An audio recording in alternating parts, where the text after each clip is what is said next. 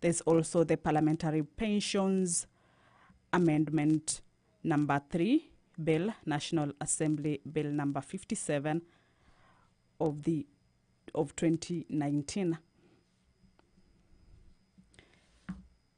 In the Kenya National Library Service Bill, just to take a look at what the bill entails, is that the main objective of this bill is to give effect to the Constitution in order to promote all forms of national and cultural expression through literature, the arts, traditional celebrations, science, communication, information, mass media, publications, libraries, and other cultural heritage. Part 1 of the bill provides for preliminary matters. Part of the bill provides for the establishment of the Kenya National Library Service. Clause 5 provides for the functions of the Kenya National Library Service, which includes acquiring, preserving, and maintaining a collection of library resources, carrying out and encouraging research in the development of libraries and related services, and providing a national library reference and referral services, among others. Taking a look at what the Kenya National Blood Transfusion Bill entails,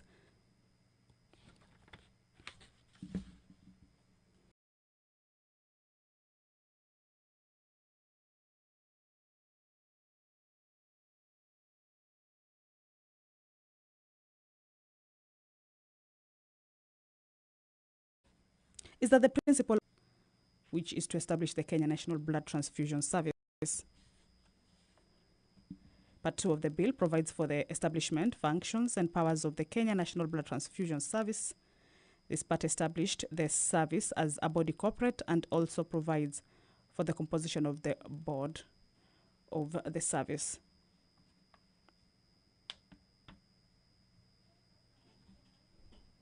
The third bill that this afternoon will see Parliament or members of the National Assembly proceed for a committee of the whole House is the Parliamentary Pensions Bill, which will also be considered in the committee of the whole House this afternoon. The principal object of this bill is to amend the Parliamentary Pensions Act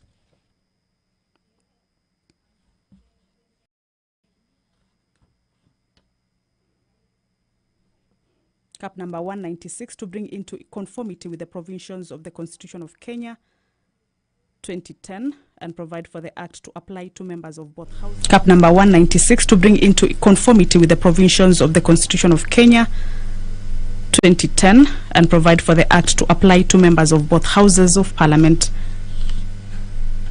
The bill further seeks to bring Cap 196 into conformity with the directions of the Salaries and Remuneration Commission as regards the retirement benefits due to members of Parliament. The Salaries and Remuneration Commission is established under Article 230 of the Constitution and is empowered under Article 230 subsection 4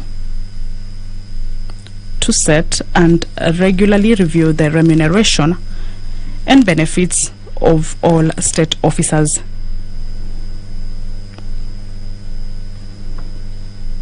Clause 1 of the bill is the short title, then Clause 2 of the bill seeks to amend Section 2 of the Act to conform to Constitution that provides for Parliament, which consists of the National Assembly and the Senate. This afternoon, the County Government's Amendment Bill, Senate Bill number 13 of 2018, tabled by the Chairperson Departmental Committee on Administration and National Security, will be read for the second time, which is a resumption of debate interrupted on Tuesday, June 29th, 2021, in the afternoon sitting. The Waqf Bill, National Assembly Bill number 773 of 2019, will also be read for the second time. Well, at the entrance of the National Assembly chambers, the Speaker of the National Assembly, Honorable Justin Muturi, has stepped into the chambers to lead this afternoon session. I will hand you over to the live broadcast of this session. Remember, this is a broadcast brought to you by the Parliamentary Broadcasting Unit in partnership with Kenya Broadcasting Corporation. My name is Kamche Menza. Good afternoon.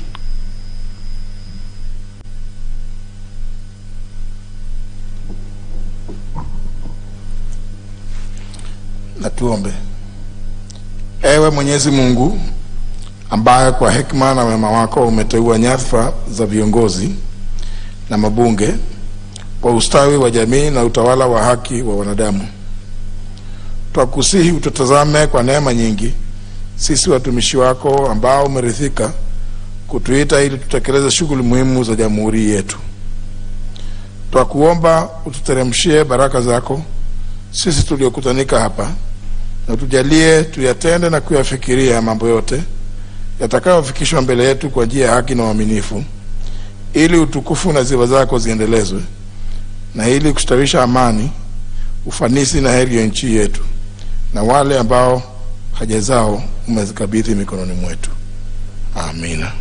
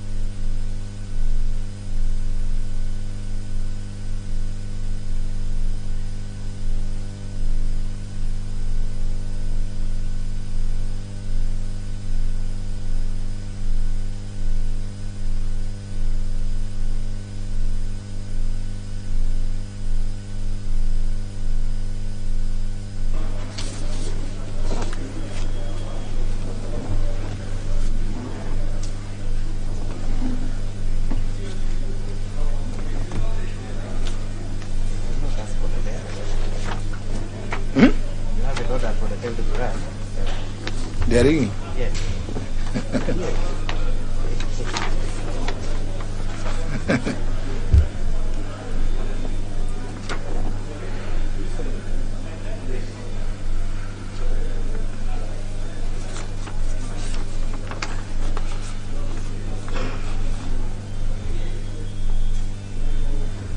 Amatosha.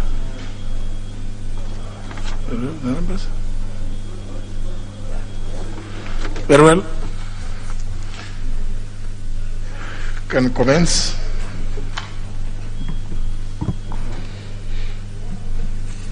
Order number 1, administration of oath.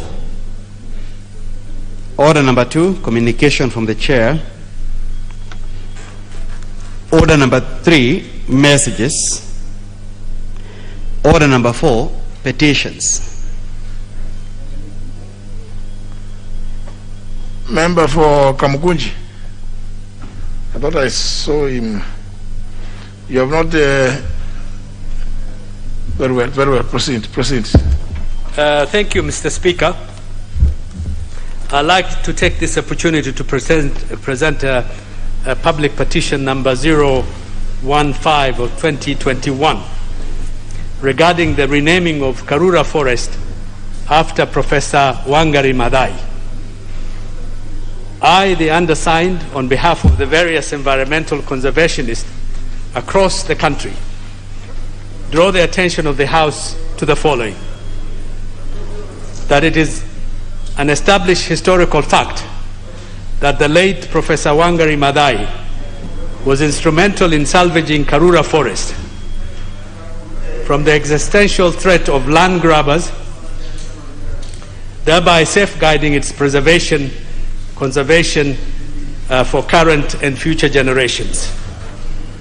That on account of Professor Wangari's tireless efforts and dedication, Karura Forest is today a thriving natural endowment that not only serves as a home to many animal and plant varieties, but also provides appropriations in aid revenue for the government through fees obtained for its benefits that attract thousands of runners, walkers, cyclists, campers, and tourists every year.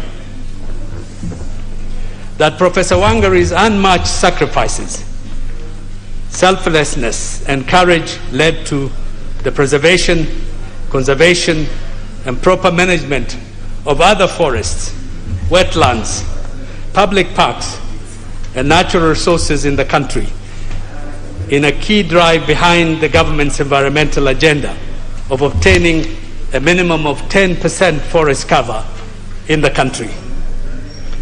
That Professor Wangari's emphatic passion, commitment, and resilience in promoting community forest management and improving the quality of life for many Kenyan communities were immeasurable, and her environmental conservation legacy continues to be one of the inspirations behind environmental conservation and women empowerment in our country. That Professor Wangari was a leader of many fasts. As a matter of fact, she was an extraordinary woman, a global icon, and an environmentalist, international environmentalist. She was the first woman in East Africa to obtain a Doctor of Philosophy degree, the first woman to be appointed associate professor at the University of Nairobi, a founding member of the Green Belt movement, a founding advocate for multi-party democracy, and in fact, she was a member of Parliament representing the people of Nyeri in this August House. And she is also the winner of many other awards, including the Right Livelihood Award, Better World Society Award, the Global 500 Roll of Honor, the Goldman Environmental Prize for Leadership, the Edinburgh Medal, Jane Addams Leadership Award, the Golden Arc Award, the Indira Gandhi Prize, among others. That her noble work has been appreciated globally by many countries, including France, which started a school in our honor, the United States of America, which opened the Wangari Maathai Gardens in Washington, D.C., the Wangari Maathai Trees and Garden at the University of Pittsburgh, the unveiling of her statuette at Benedict College in Kansas, and the historic global award of the Nobel Peace Prize in 2004.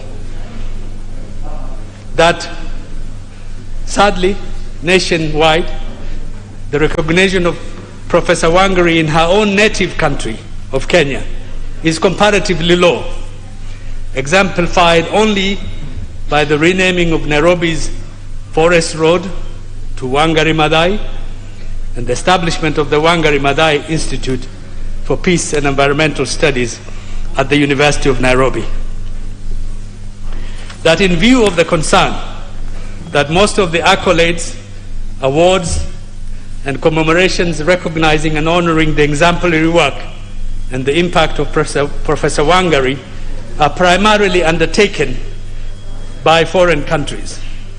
And further, in view of the fact that her 10th death anniversary is in September this year, it is a high time and it's prudent for the state to consider renaming Karura Forest after this icon of national heritage and champion of global environmental conservation. That efforts to have the matter addressed by relevant authorities have not borne any fruit, and that the matters raised in this petition are not pending in any court of law in Kenya. Now therefore, your humble petitioners pray that the National Assembly, through the Department Committee on Sports, Culture and Tourism, 1.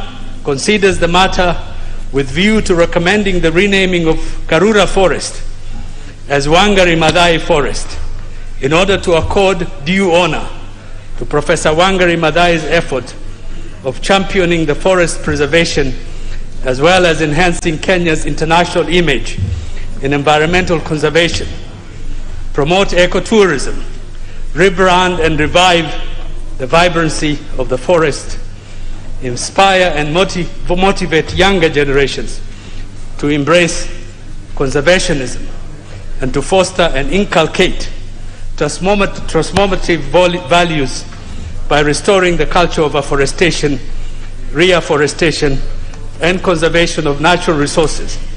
And 2, makes any recommendation that it deems fit in the circumstances of the petition. And your petitioners will ever pray. Presented by me, the MP for Kamkunji constituency, on this afternoon in this August House. Thank you, Mr. Speaker. We'll accommodate a few comments and clarification. Honorable Wamalwa. Thank you, Mr. Speaker. Mr. Speaker, I rise to comment on the petition by the Honorable Member for Kamkunji. Mr. Speaker, the late Professor Wangari Maathai, she was a wonderful lady, Mr. Speaker. She's the first African woman, Mr. Speaker, to win a Nobel Prize. She put her efforts, her life on line for sustainable environment, Mr. Speaker. Mr. Speaker, I remember her words of the hummingbird. And she said this, Mr. Speaker, that we must be like a hummingbird, whereby the little things we can be able to do to sustain the environment. We should not see just the fire. This hummingbird use its beak to pick little water to put off the fire. And she used to say that the environment will never forgive you if you don't take care to conserve the environment, Mr. Speaker. And in line with the Heroes Act, Mr. Speaker, whereby we should rename that forest in remembrance of this hero, Professor Wangari Maathai. I want to thank the honorable member. In this country, Mr. Speaker, we are very forgetful of our heroes. And Professor Wangari Maathai, on matters of environment, Mr. Speaker, she leads as others follow. And we call upon the honorable members and the relevant committee in charge, I think the Committee on Environment, to move with speed, with recommendations, Mr. Speaker, so that we can be able to rename that forest for Wangari Maathai. We don't want it to look like in Kileshwa, where a road was named by a trade unionist, Atwoli, who has done so much in this country, Mr. Speaker, and some crooks go in the night to demolish. It is good, we must recognize the heroes. Atwoli, when it comes to the trade union matters of trade, he has also done his bit, Mr. Speaker. And indeed, it's important that we must respect heroes and let the committee move with speed so that we can rename Karura Forest in memory of Professor Wangari Maathai. I thank you, Mr. Speaker. Honorable Sankok. Thank you very much, Honorable Speaker, for giving me this opportunity. Also to congratulate Honorable from Kamkunji for bringing such a very important petition. Honorable Speaker, Professor Wangari Maathai was the first African woman to win the Nobel Prize. Honorable Speaker, and she won that Nobel Prize through tears mixed with blood. Because I remember when I was in the University of Nairobi, she single-handedly rescued and saved Karura Forest. We were students by then of University of Nairobi. We were with her. Some of our students were even killed when we were saving Karura Forest. Honorable Speaker, she was the first Kenyan woman to become a professor, Honorable Speaker. And you know, Honorable Speaker, a professor will never retire. And if they retire, professors don't tire. And if they tire, a professor will not die. And if the professor die, he will not rot. And if the professor rot, he will not smell. And if he smell, he will smell rose flower. Honorable Speaker, we really need to honor some of these heroes, Honorable Speaker. And it is high time that we honor her, not only by renaming Karura Forest as Professor Wangari Maathai Karura Forest, but even a national school, Honorable Speaker, or one of these stadiums that we are building, Honorable Speaker, so that the whole world can be remembering. Because in a forest, there is literally very little that we can do. It will only be accessible to Kenyans.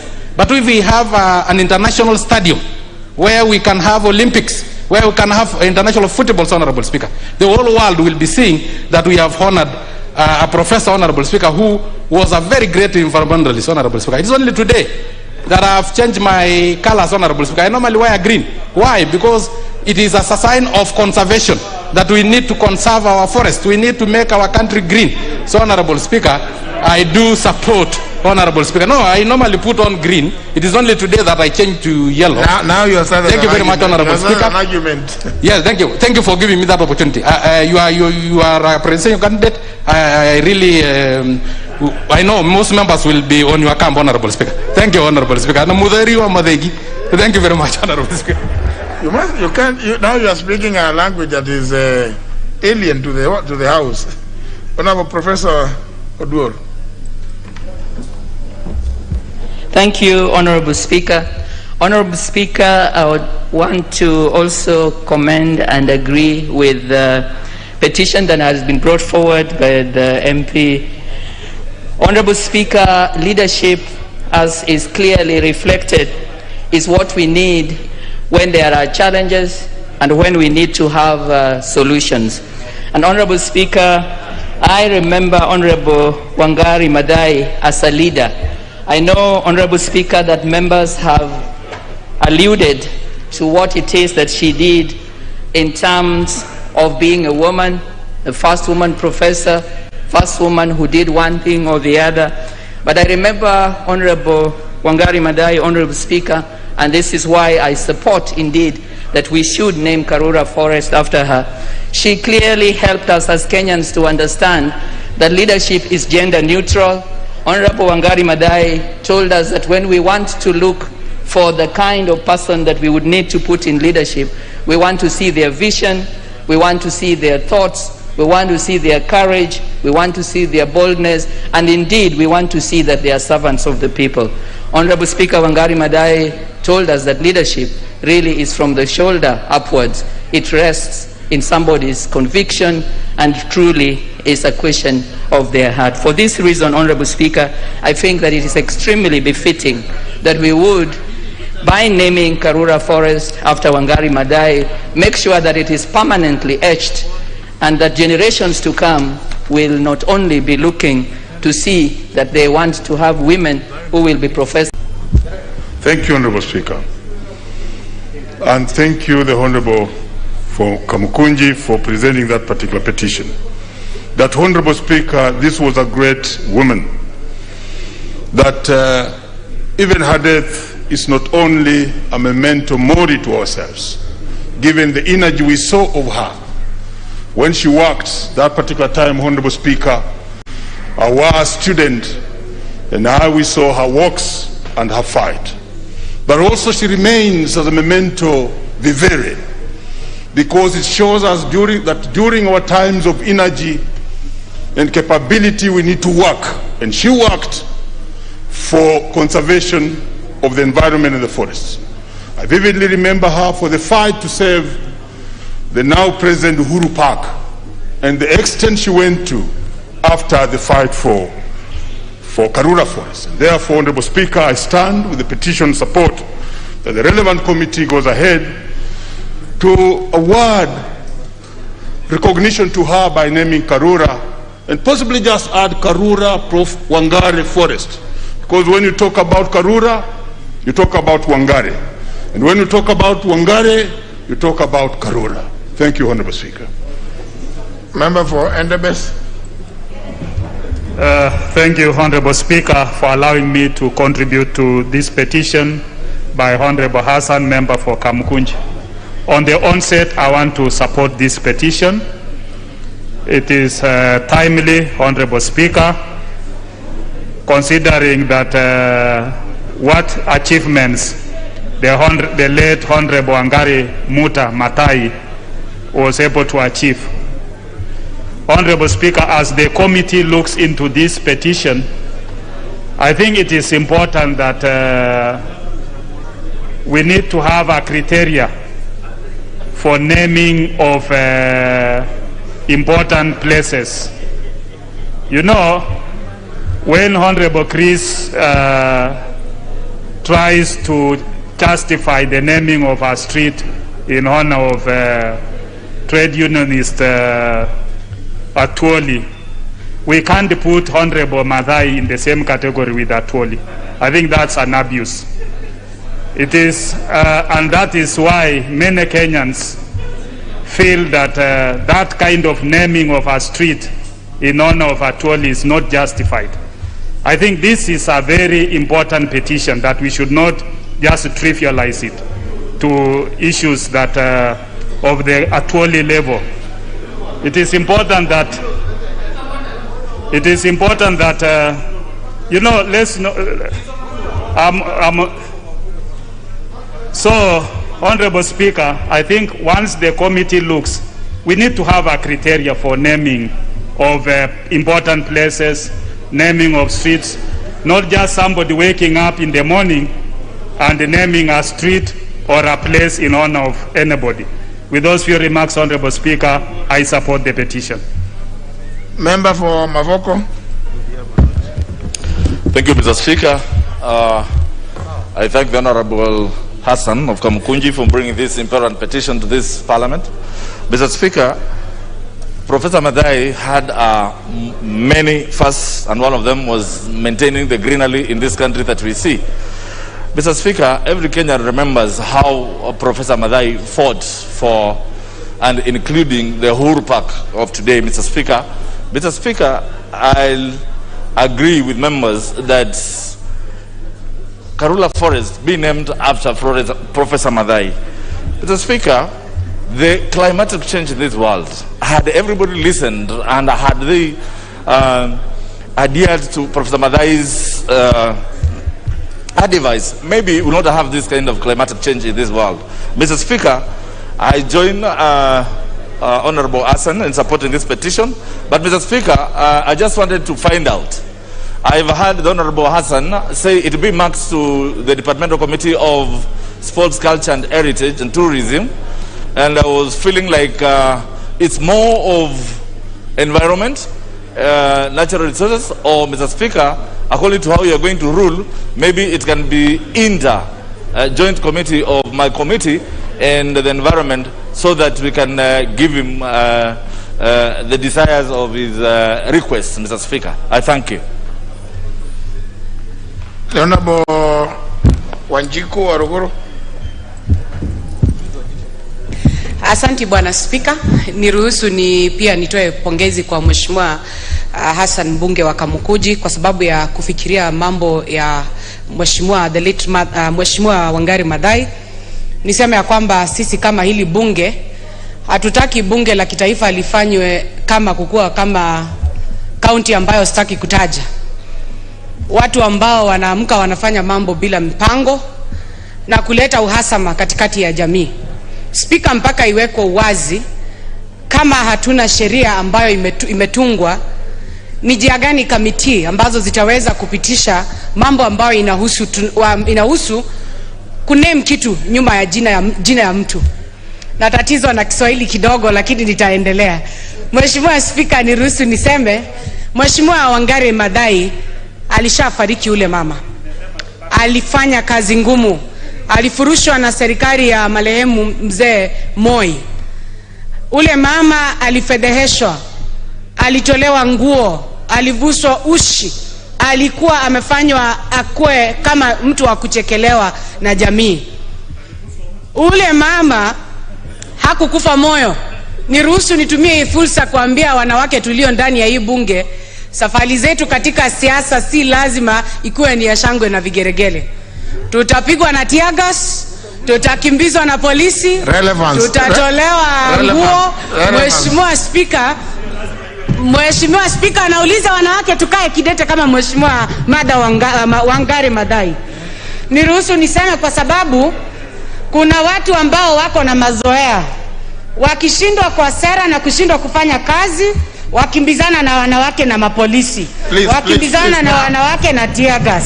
Mimi nitauliza, please now be relevant to the petition. Mimi nauliza, Mheshimiwa Spika, niko relevant sana kwa sababu Mheshimiwa Wangari Maathai, hakuna mwanamke amebeba fedheha katika hii Kenya kama Wangari Maathai. Marehemu Wangari Maathai. Na ndio nauliza Bwana Spika, there was nobody by the name Mother Wangari Maathai. Na hiyo mambo ya wanawake kukimbizwa msituni ama kwa barabara, sasa sio mkazungumzie kule nje tafadhali. Mheshimiwa Spika, wewe ni spika ya wanawake, spika ya wanaume, na pia wewe umezaa wasichana, kesho watasimama kukuwa marais, na safari ni ile ile ya wanawake ya kukimbizwa. So sisi kama wanawake wa hii bunge tunazidi kusema Wangari Maathai viva, wanawake tusimame kindete. Naye minister ambaye anasuluhisha na maneno ya usalama, wacha kutuma maaskari wasukume wanawake, hasa wanawake wale ambao wanatafuta viti. Karura, Wangari Maathai, wanawake sisi tunajivunia yeye, iendelee. Na Mheshimiwa Spika, Mheshimiwa Sankok amevaa rangi ya chama, furusha yeye avae nguo ambayo inafaa bunge, manake hii amevaa uniform ya chama. Asante. Honorable Kalasinga Majimbo. Thank you, Mr. Speaker. Mr. Speaker, I rise to support this very important petition. Environment, Mr. Speaker, is life. Environment, Mr. Speaker, is love. An environment, Mr. Speaker, is everything a man and all the living of animals like. I want to give a serious support to this petition because, Mr. Speaker, when you move around the globe, around the world, you see a lot of namings of this very important lady called Wangari Maathai. And when they come to this country, Mr. Speaker, they should also come and find serious names, serious areas where they can visit and enjoy, calling it Wangari Maathai. I also want to believe, Mr. Speaker, that when we name a person, let's take it also very serious, that sometimes we try as much as possible to name a person when he's still alive, Mr. Speaker. People who are alive have made histories. We must give them respect. We must give them the names, and even when they're walking and alive, they know where they're marked. And in the same, Mr. Speaker, I even want to name one of the very beautiful rocks on Kapchai Hills, Mr. Speaker, under the name of EGH, Justin Muturi. Because the people of Bungoma, Mr. Speaker, when you were the magistrate in Bungoma County, Mr. Speaker, you allowed the Dini Msambwa, who were outlawed, you allowed them to participate as a religion, Mr. Speaker. And whenever they pray, they face Mount Zion, they face that rock. So, Mr. Speaker, even while you are still alive, I will name that rock EGH Justin Muturi. And we shall pray, Mr. Speaker. Mr. Speaker, we shall pray that in the next 2 years or one, You get the CGH, Mr. Speaker. That one is God willing or inshallah.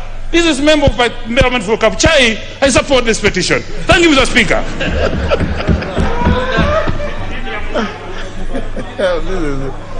Member for Igembe Central. Thank you, Mr. Speaker, for giving this opportunity to comment on the petition by the honourable member for Kamukunji. Mr. Speaker, it's good to honor our leaders posthumously and even when they are alive, Mr. Speaker. And Mr. Speaker, there's no any other way befitting to honor somebody who has done exemplary work, especially in environmental conservation in this country, like Honorable Professor Wangari Maathai. Mr. Speaker, we have got so many roads here in Kenya which are named by people even we don't know, even foreigners, and we don't know what they did to us. A president comes and visits us for some few hours, he is given a route. Another one just comments good about Kenya, is given a route. But we have got our heroes here who we don't recognize, Mr. Speaker. Therefore, I really support the petition to the level that Wangari Maathai deserves to be, the forest should be named after her, and even other big structures or places like the park she saved when they wanted to build houses there, Mr. Speaker. Therefore, I support the petition, and more so, we need to have even monuments depicting good works which she did, and even other parts of this country where she helped in conserving the environment. They should take cue likewise even in our counties. As a member of the committee which will be tasked to look into this one, I will be the forefront to support it and come with a resolution that we should have the forest named after this great lady. I thank you, Mr. Speaker. Now, so for avoidance of doubts, so that even as you comment about this, you comment with this knowledge, the responsibility for naming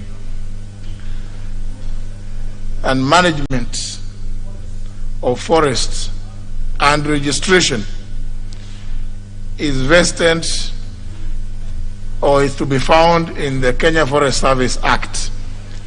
And for purposes of our standing orders, the relevant committee that should then be involved in that is the Committee on Environment and Natural Resources.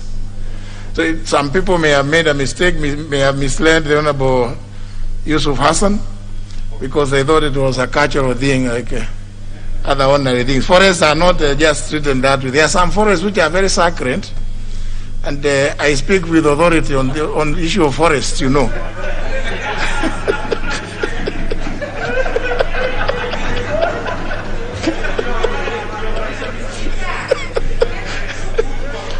Honorable Kilonzo. Thank you, Mr. Speaker.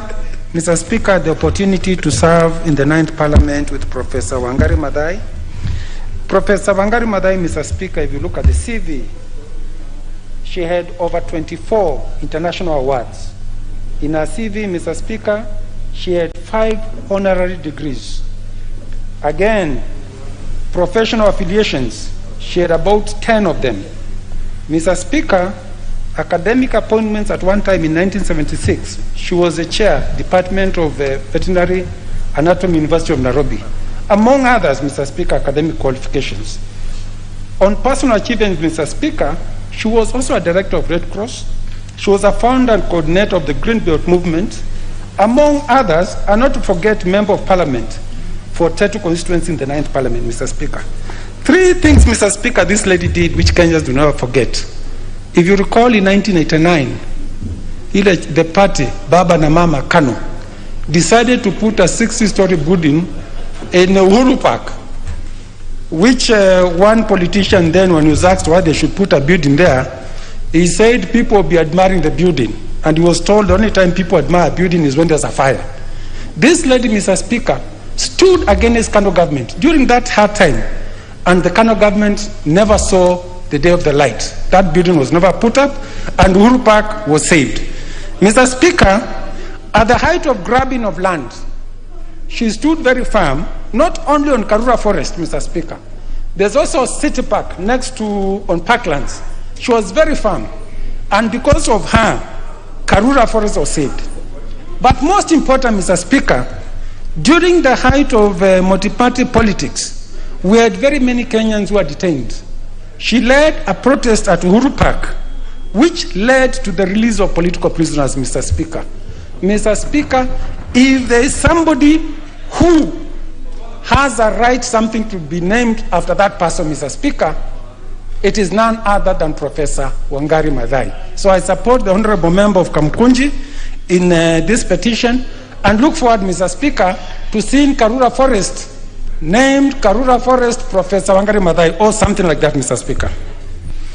And for those that are members of APNAC, to also know, Honorable Kilonzo, that the late Professor Wangari Maathai was an extremely active member of APNAC. Honorable Muturi Kigano. Thank you, Mr. Speaker. I would like to speak about late professor from personal knowledge. I represented her, the privilege of representing her when she was attacked in Karura Forest and then charged with incitement and all type of offenses. Mr. Speaker, Wangari Maathai saved Uhuru Park when Kanu went to encroach. Saved Uhuru Park when Kanu wanted to invade the park and put up a monument, Kanu headquarters. She also represented herself and camped in All Saints Cathedral, which led to the release of Koigi and others. Wangari Maathai is an icon to be recognized in this country. In effect, we are late in giving her this type of iconic recognition, and this is long overdue. Mr. Speaker, she is a first in many spheres, in leadership and human rights. It is my submission that renaming this forest in her memory will be a reclaim to our loss and glory in history. Mr. Speaker, lastly, it is an insult to Wangari Maathai and to environment, green movement, when my Aswara colleague here wears yellow when we are discussing green and environment and an icon. It is a flaunt, that lady. I will also support, I will also look forward, I'm looking forward also to supporting a similar petition when anybody brings this petition to rename, is it called what? A road. Road in memory or in recognition of in recognition of Baba. Yes. In recognition of Baba, because he was also an associate of Wangari Maathai. He also suffered for human rights. Bagadi Road, when it is brought, it is long overdue that we recognize the living heroes before they die. So Baba should be given a road. Similarly, Wangari Maathai. Thank you.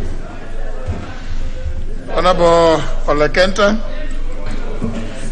Thank you, Honorable Speaker. I'd like to also join my colleagues in commending the MP for Kamukunji for this long overdue request. Honorable Speaker, everybody knows that Wangari Maathai put this country on the world map. Having been a member of parliament, having been a professor, having been at least somebody who made Kenya what is today, I think she deserves that. The Nobel laureate, as we all know, suffered a lot. And it was not for herself or her children or her family.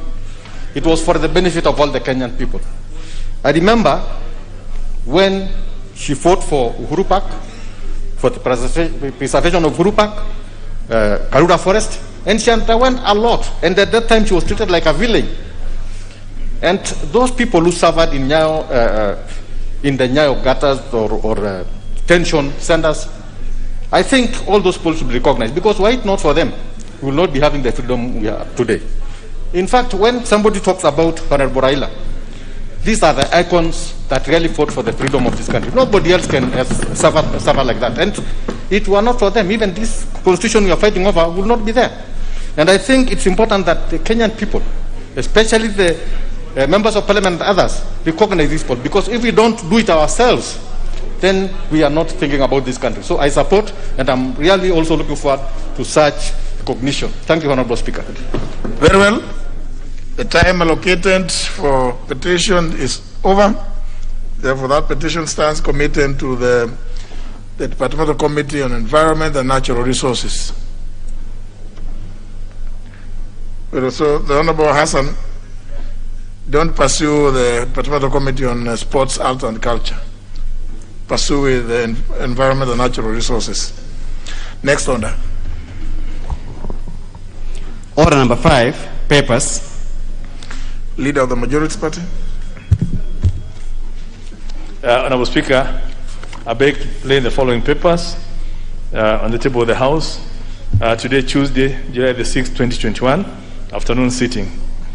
Number 1, the 26th biannual report of the Monetary Policy Committee for April 2021 from the Central Bank of Kenya.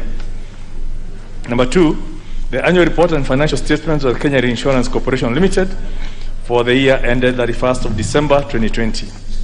Number 3, the report of the Auditor General and financial statement in respect to the Kenyatta International Convention Center, KICC, for the year ended 30th of June 2019, and the certificate therein.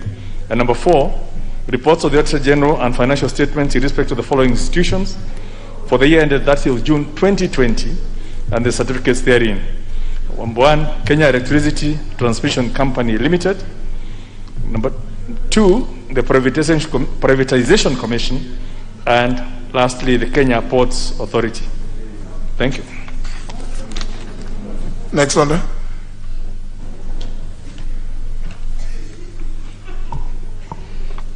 Order number 6, notices of motion. Leader of Majority. Honorable Speaker, I beg to give notice of the following motion. That pursuant to the provisions of Standing Order number 28.4, this House resolves to alter its calendar for the 5th session, regular sessions, as adopted on Wednesday, February the 10th, 2021, and amended on Tuesday, June the 8th, 2021, by varying the period for the short recess with respect to the second part of the session, so that A, the short recess commences on Friday, 9th of July 2021, and ends on Monday, 2nd of August 2021, and B, the House resumes regular sittings on Tuesday, 3rd of August 2021, to continue with the second part of the session. Thank you, Honorable Speaker. Very well. Next order. Order number 7, questions and statements. The first segment, questions, and the first question is by the member for Tharaka Nithi County, Honorable Beatrice Nyaga.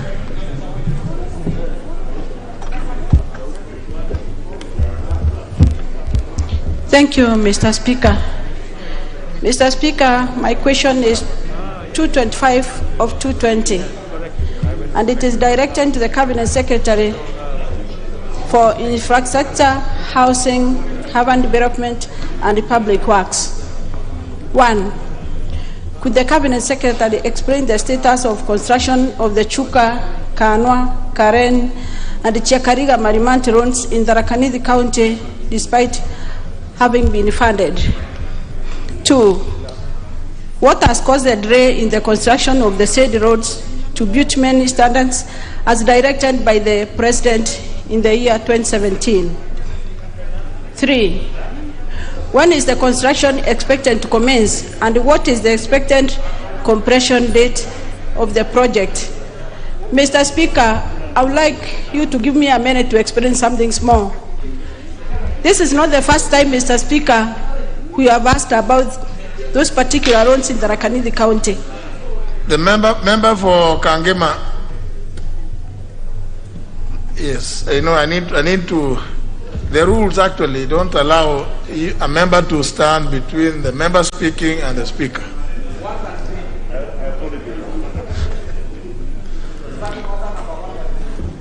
Thank you, Mr. Speaker. Yeah, proceed. Mr. Speaker, I was saying that this is not the first time for me to ask this particular question. Last year, 2020, Mr. Speaker, I brought the same question to this House, and the Cabinet Secretary came and explained and gave a promise, which he never fulfilled.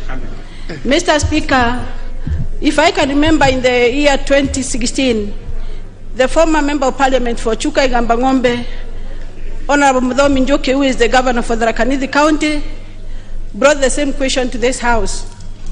In the year 2018, Honorable Patrick Munene, who is the MP for Chuka Igambangombe, Mr. Speaker, asked the same question. The ministry have been giving us promises, Mr. Speaker, that have not been fulfilled.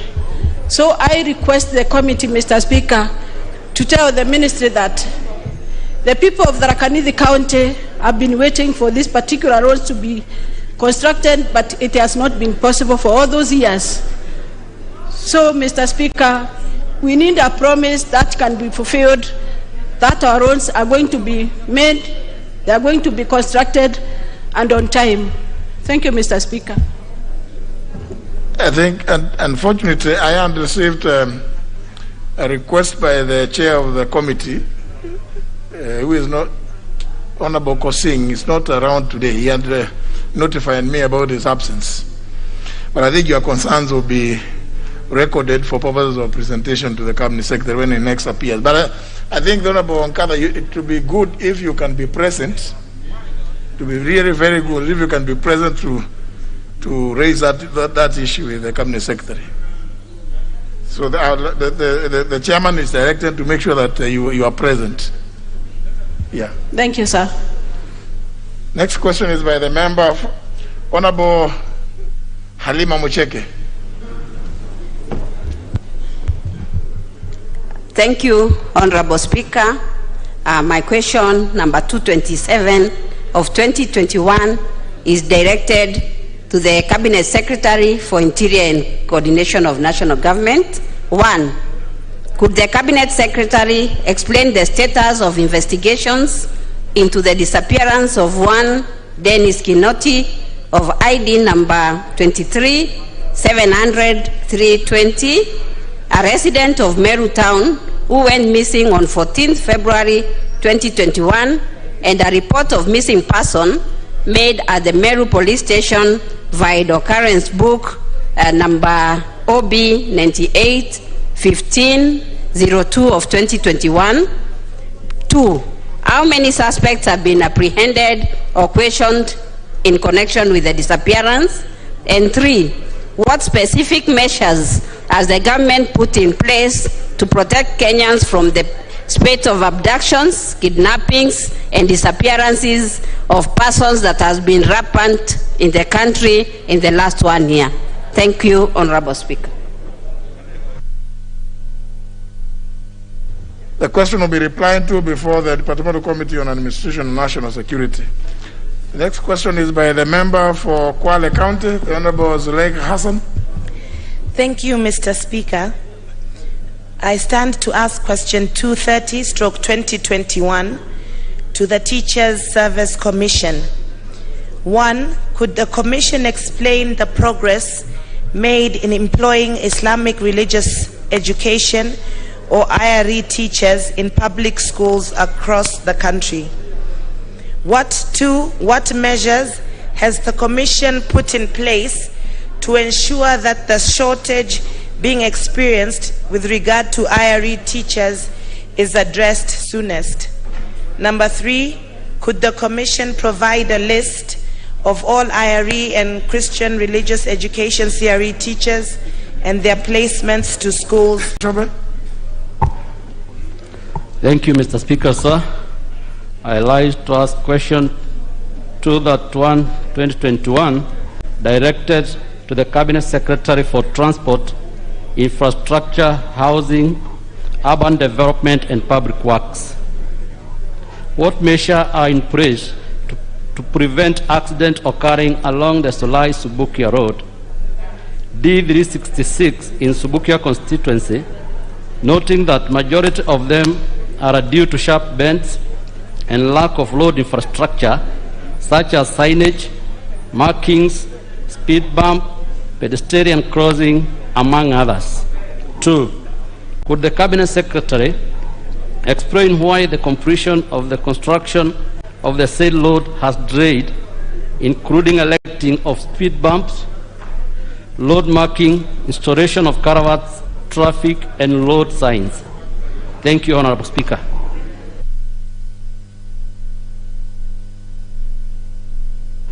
A question will be replied to before the Departmental Committee on Transport, Public Works and Housing.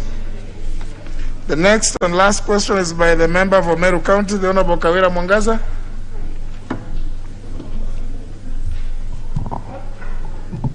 Thank you, Honorable Speaker.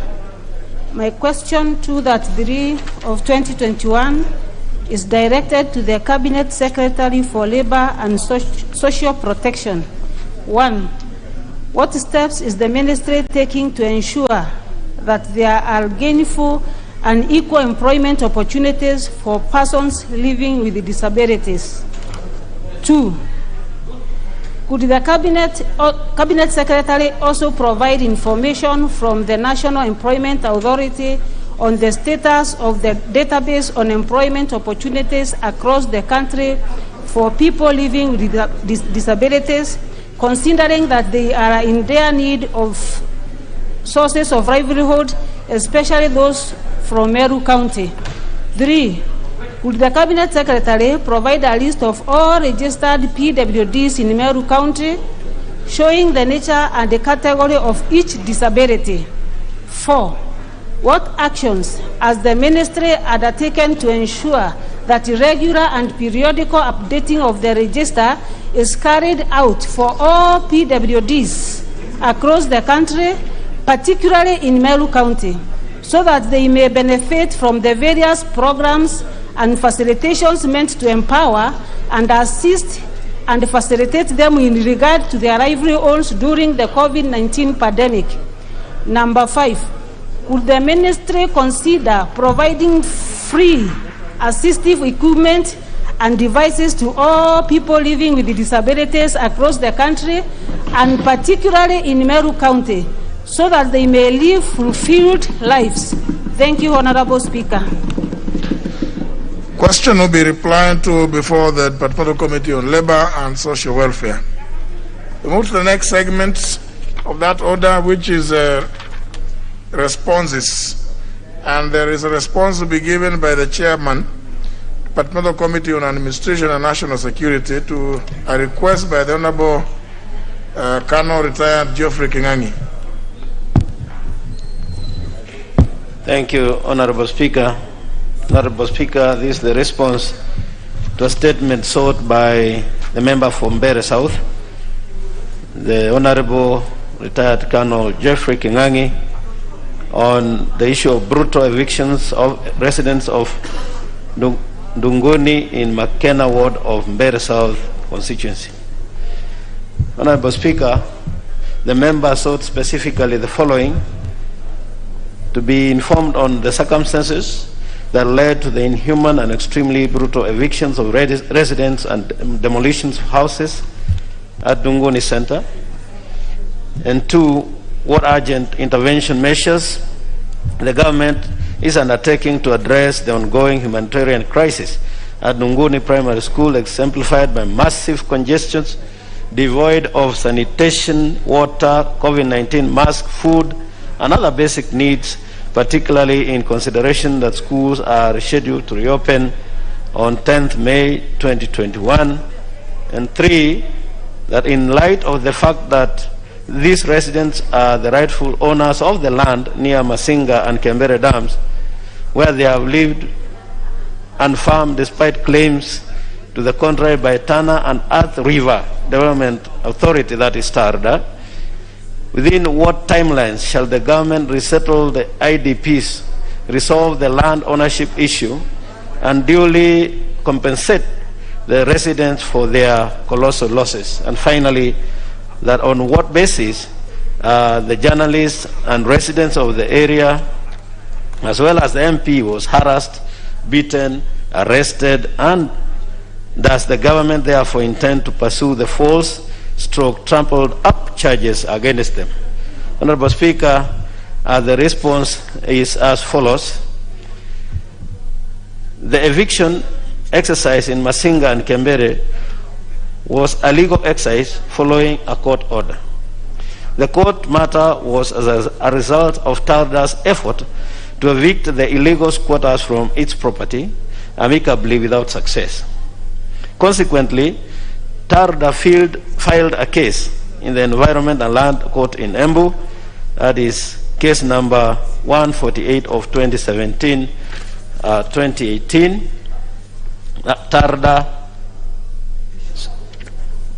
TARDA versus Joseph Muli and others. The ruling was delivered on 12th March 2022 in favor of TARDA. Sorry, the ruling was delivered on 12th March 2020. I beg your pardon, Honorable Speaker, in favor of TARDA, where the court ordered for the restoration of beacons to safeguard the buffer zone of the two dams, and hereby they have attached the court order. The court further issued execution orders dated 3rd September 2020, directing the Regional Police Commander Eastern to provide security during the eviction exercise. There is also attached a copy of the execution order. Honorable Speaker, currently there are no internally displaced persons accommodated at Dunguni Primary School, and therefore there is no humanitarian crisis. Thirdly, TARDA owns the land in Masinga and Kembere and possesses the following title deeds: LR number 28670, LR number 28671, and LR number 12621. The court determined the true ownership of the land and issued court orders accordingly. Honorable Speaker, finally, the area member of Parliament, retired Colonel Geoffrey Kingangi MP for Mbere South constituency, and 11 other suspects were arrested and charged with various offenses related to the following: A, taking part in unlawful assembly contrary to Section 79 of the Penal Code; B, incitement to violence contrary to Section 96 of the Penal Code; C, obstructing police officers while executing lawful duty contrary to Section 103A of the National Police Service Act of 2011; and D, arson contrary to Section 332A of the Penal Code; E, malicious damage to property contrary to Section 339(1) as read together with Section 339(2)A of the Penal Code; and finally, contravening provisions of Prevention, Control and Suppression of COVID-19 Directive issued by the Cabinet Secretary of Health pursuant to Section 36 as read together with Section 164 of the Public Health Act Cap 242 of the laws of Kenya. I thank you, Honorable Speaker. Honorable Kingangi. Thank you, Honorable Speaker. I want to thank the Cabinet Secretary for Administration and National Security for taking the time to provide a statement. I also want to admit that I did interact with the Cabinet Secretary and the peers during the committee period, that there has been a bit of canvassing around the issue. And I want to thank the chairman because he has been very graceful to facilitate some kind of discussion around this issue. Honorable Speaker, allow me to put a few facts straight.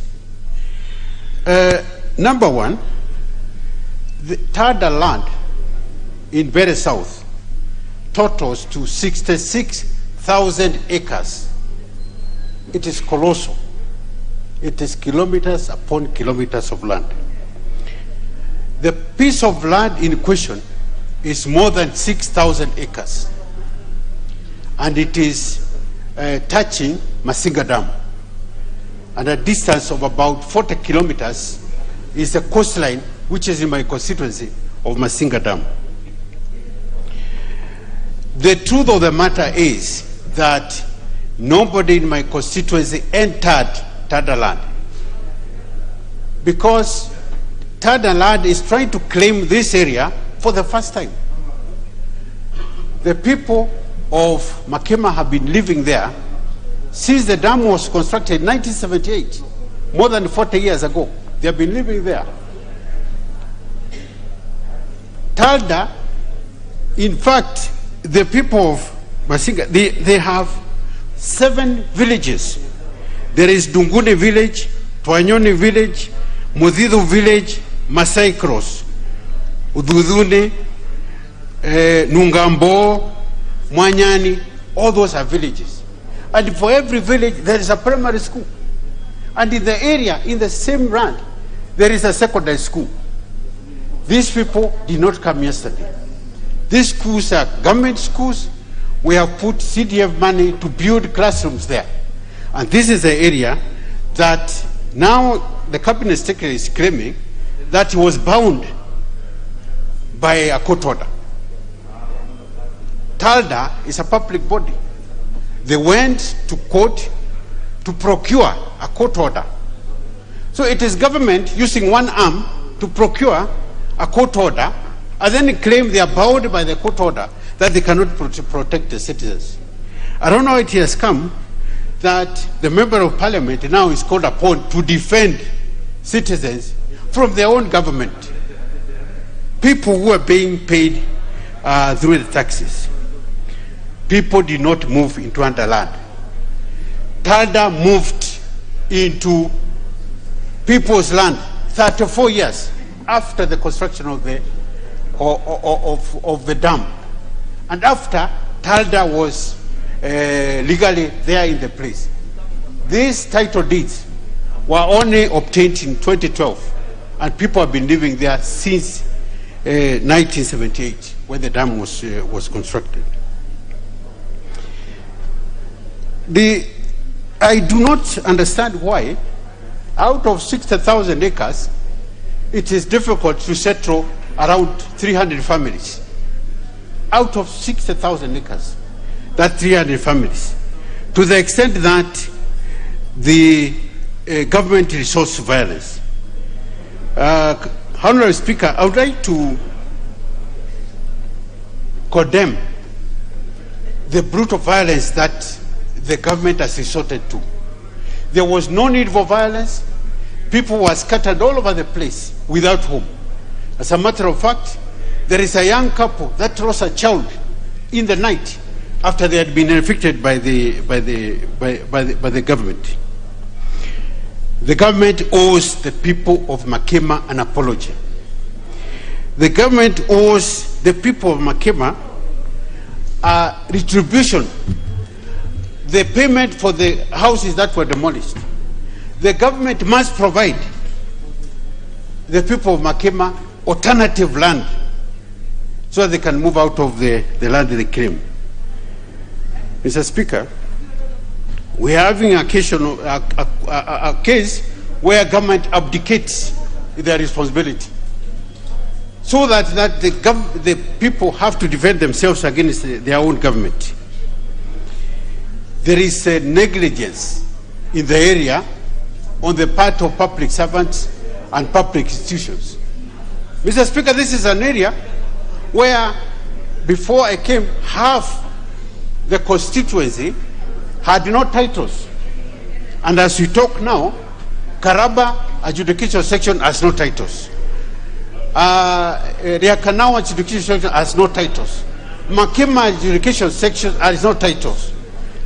Gasavali adjudication section has no titles. And yet, the adjudication was completed 40 years ago.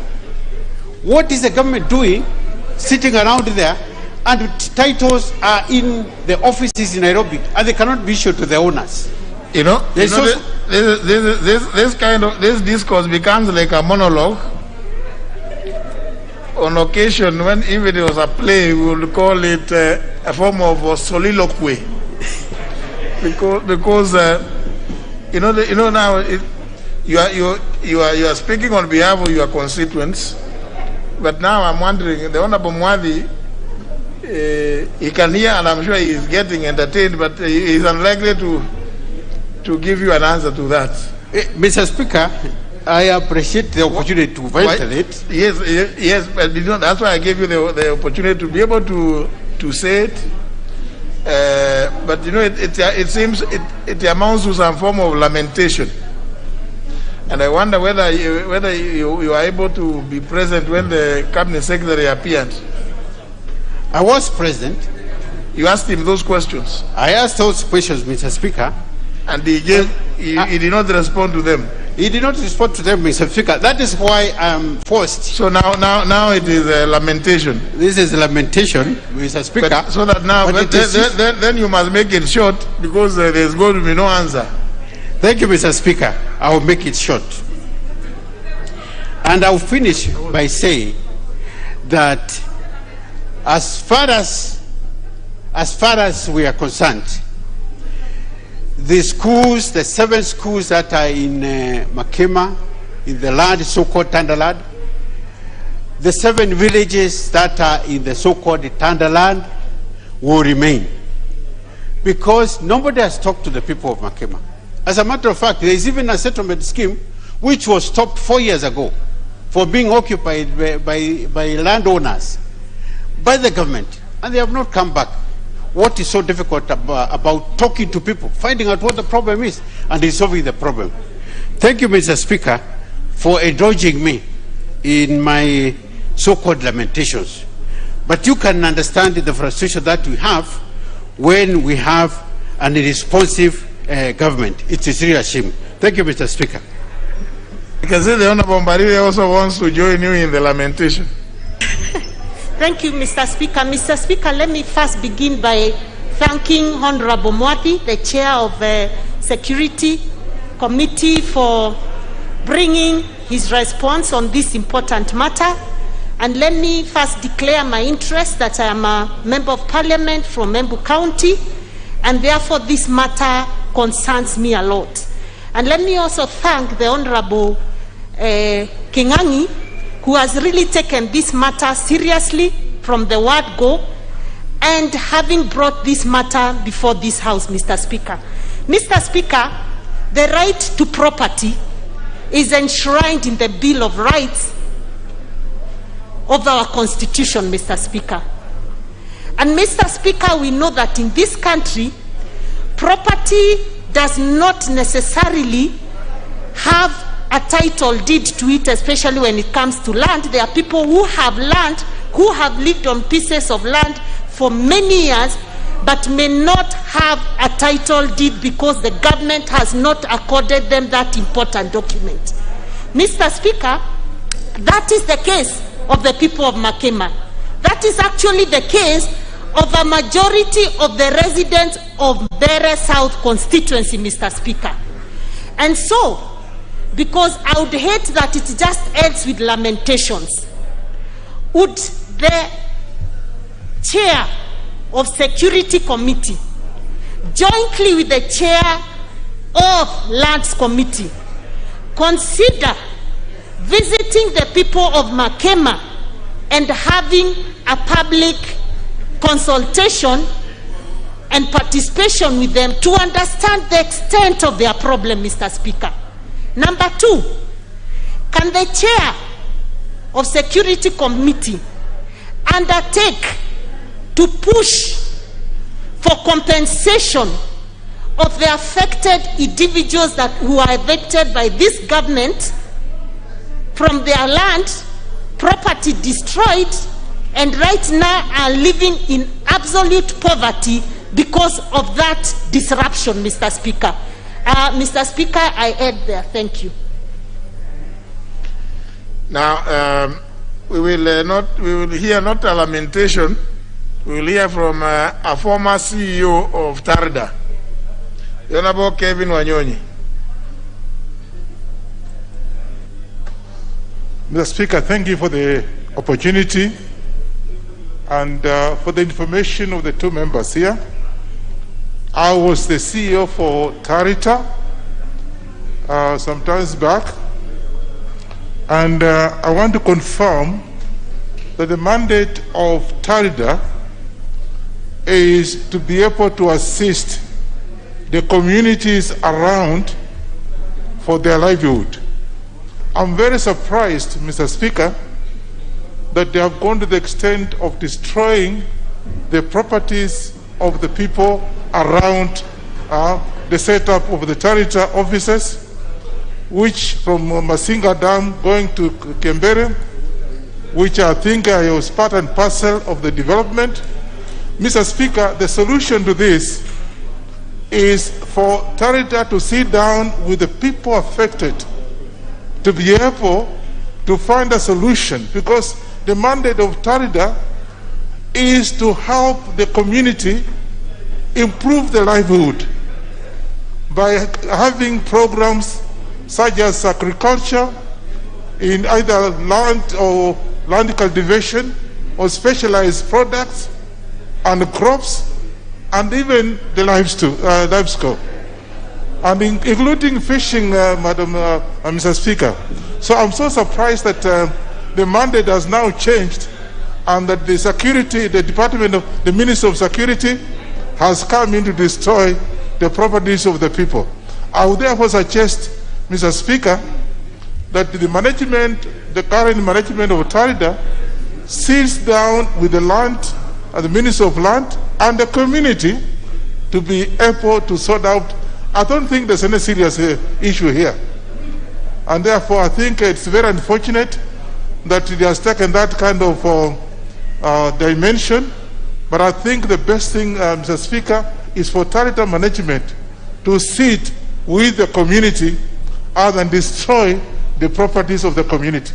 I regret whatever happened here. Thank you, Mr. Speaker.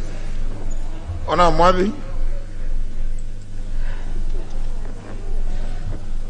Thank you, Honorable Speaker. Honorable Speaker, I empathize with the Honorable Kingangi and the members who have spoken, including Honorable Mbarile, and actually note that the situation as it sounds, because I'm not quite seized of what is on the ground, is really desperate and probably needs to be addressed in the manner that the former CEO has said. And this should have actually been done ab initio from the onset, that before people faced off, they should have been able to sit down and amicably also sort out, because the problem they are solving that by creating another one of people who have nowhere to stay. But again, for me to be able to come up with a comprehensive plan going forward, probably is to be able to visit the area and also see for myself, and not just myself, the committee, to be able to be seized of the matter. The land in question, if it is 66,000 acres, is quite big.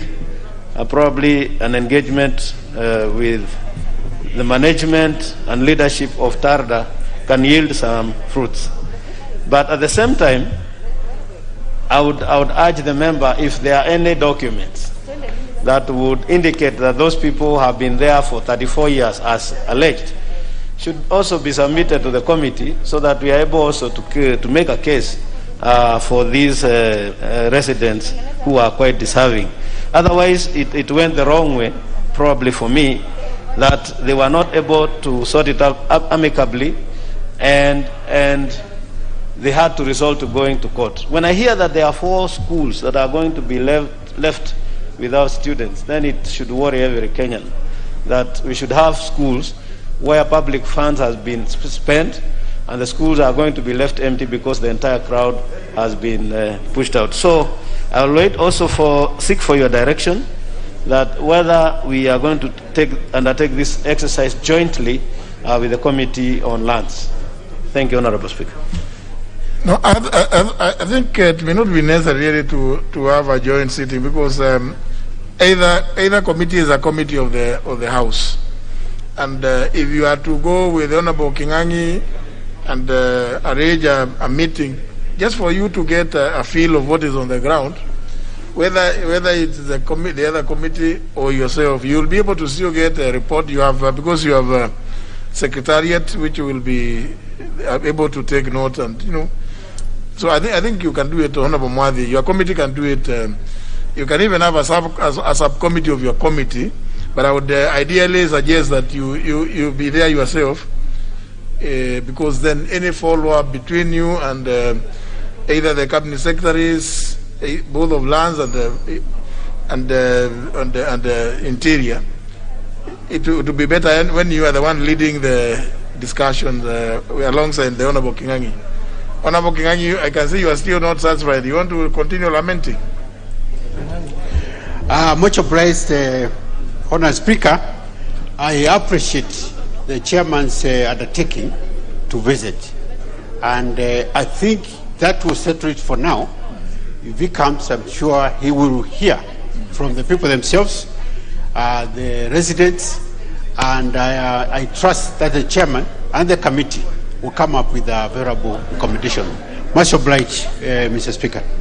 Honorable Mwadhi, you want to still speak to it? Yeah, just to mention, Honorable Speaker, that I am accordingly guided by your pronouncement, and that I will sit down with the Honorable Member together with officials from Interior, and we'll be able to get a date when you are going to visit. Safe. Yeah, thank you. It would really help, particularly when you have the officials from the Interior, then, because it's about human beings who are being evicted, and of course, in the process, the Honorable Kingangi himself ended up being locked in, isn't it? So I don't know whether he has since been charged, or he was treated differently from the rest of his constituents. Maybe, but the Honorable Mwadhi will deal with that bit later. Next, that concludes that aspect of the order number 7. Next order, there's a one over. Sorry.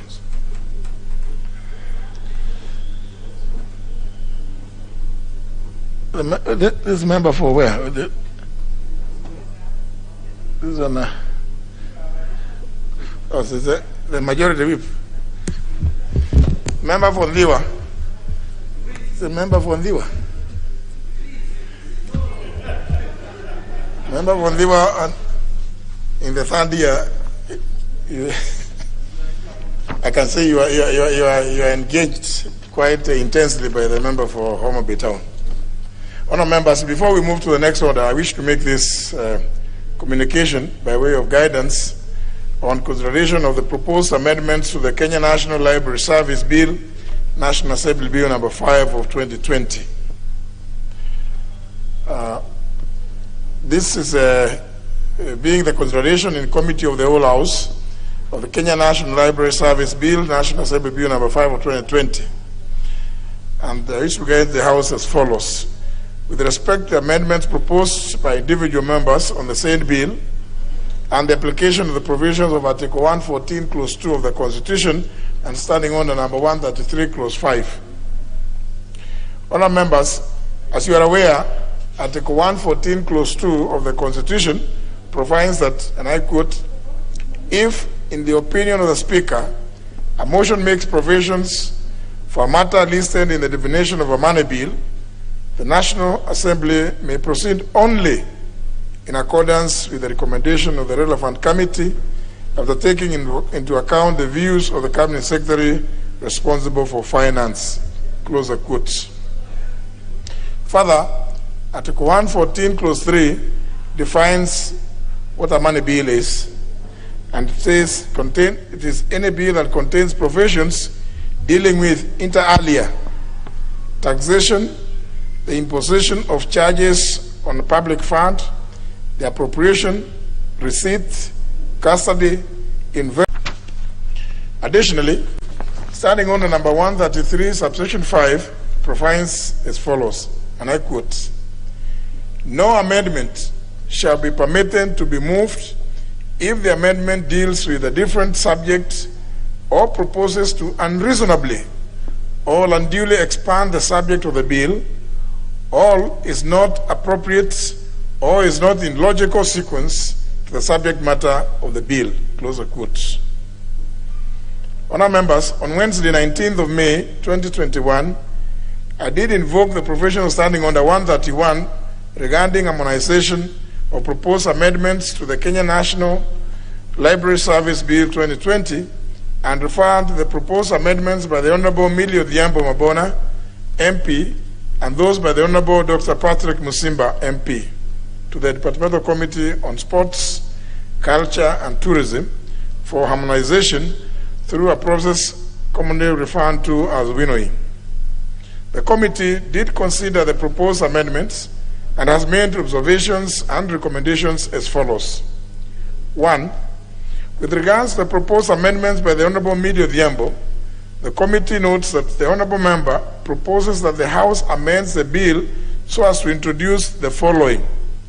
A.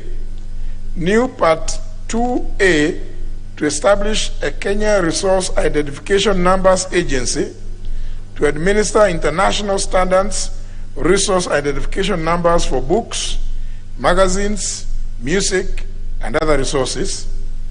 B. New Part 2B to include a requirement for the deposit and registration of books and newspapers.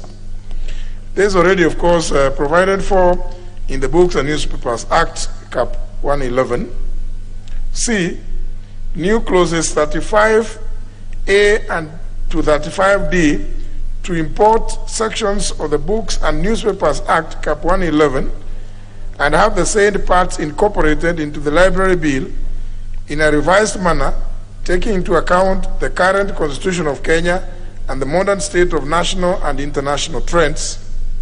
D. New Part 4A to provide for delegated powers by the Cabinet Secretary. E.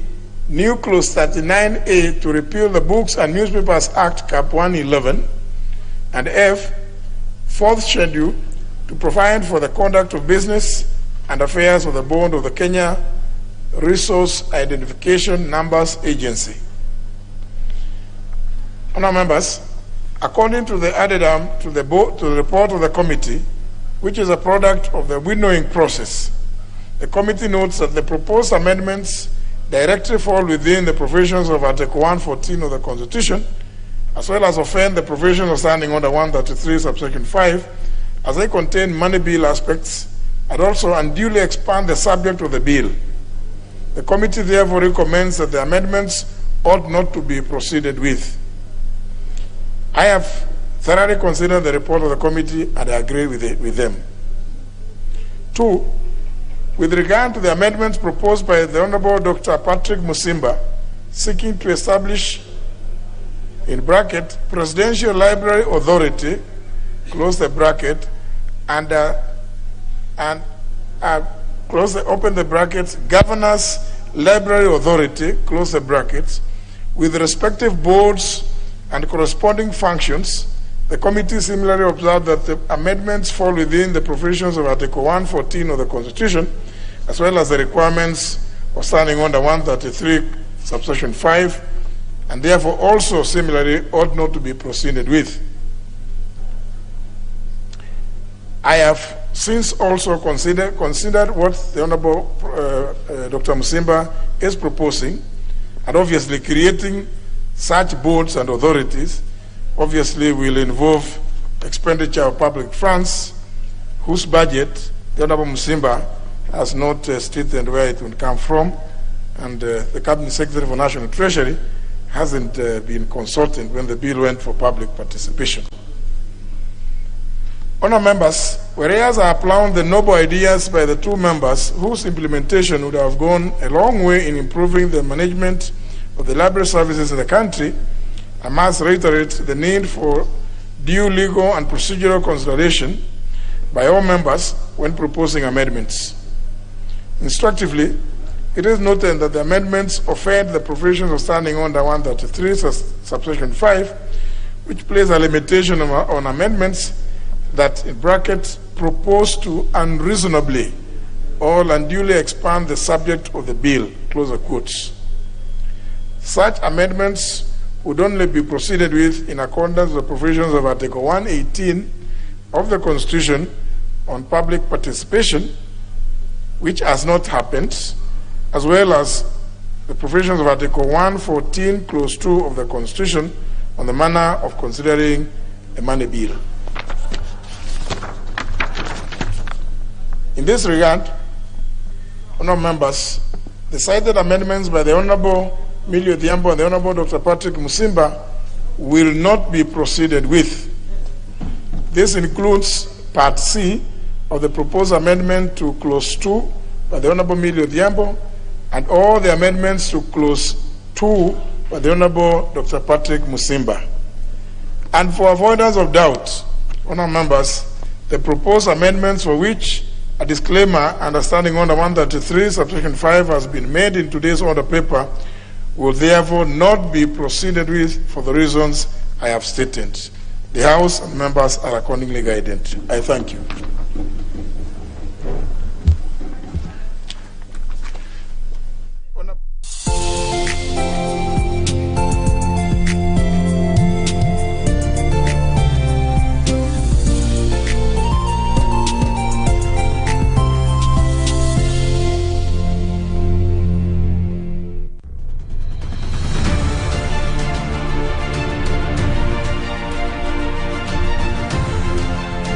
See what is happening in the Western, people are dying. I may say that we are not very far from India if it continues like this, Madam Speaker, so something really must be done. And I must thank the Vihiga Senator so much for bringing this statement. And I would also ask if the people can be vaccinated so that they can be protected and also be provided with masks. There are very poor people due to this COVID-19 because some of them have stopped even doing business because they cannot go where they were doing their businesses. And also the licenses. Many people cannot even afford to pay the licenses to do business because of COVID-19. Everything has gone down. So if something can also be done about the licenses, and surely if nothing is done, because even after people getting the jab, the second jab, they are also getting COVID-19. They are getting sick. So that is not a guarantee that you are safe 100%. Social distancing has to be there, and people should also protect themselves. And if we don't take care, maybe, and we are talking of 2022 general elections just around the corner, if we don't take care and curb COVID-19, we might not even have the elections 2022, as people are... We should be considered, but it will even be much better if the committee, or indeed if any member who thinks that their bill is in danger of being cut off by the 21 days, to even rise here and claim that the bill, my bill was referred to this committee, the committee has not finalized, and I still want the committee to continue to be given more time to consider the bill. And I'm sure the plenary will, as it has always done, graciously extend the time, and without any problem. But I think in the meantime, that's a point, a serious point that I think the members of the Procedure House Rules Committee should consider. On the other issue about money bill, it of course becomes it's self-explanatory. But of course, even though you are hoping, you intended by some of your actions to delete or to repeal the Books and Newspapers Act, which indeed, as you rightly again pointed out, is it's a fairly archaic piece of legislation. But I'm just looking at you and wondering, you know, you have brought so much bills here. I would want to encourage you to actually make a proposition to repeal it and replace it with something new. Because I know you'll be doing a lot of that work in terms of, you know, bring fresh bills, even, you know, the enactment of which results in the repeal of those archaic pieces of legislation. So to that extent, am I clear, Honorable Millie? Satisfied? Very well. Let's proceed. Just a minute.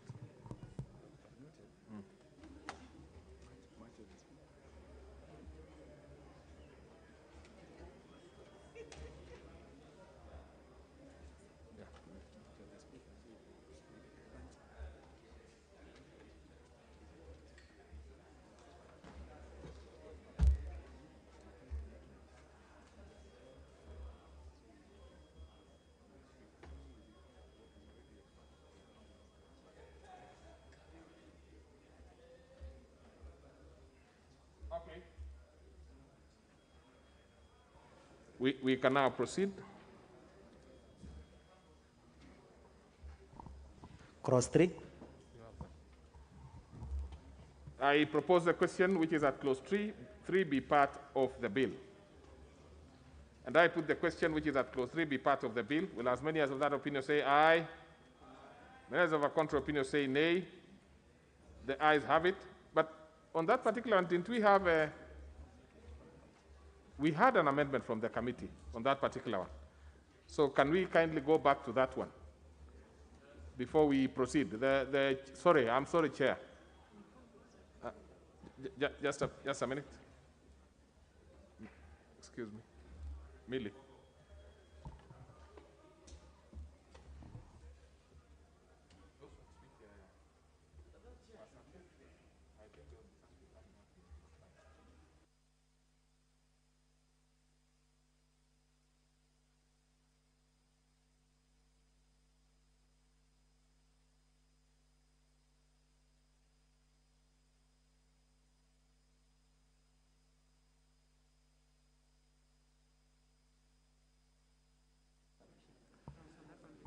Okay, Chair, you can proceed and transact your particular amendment. I think I was too fast.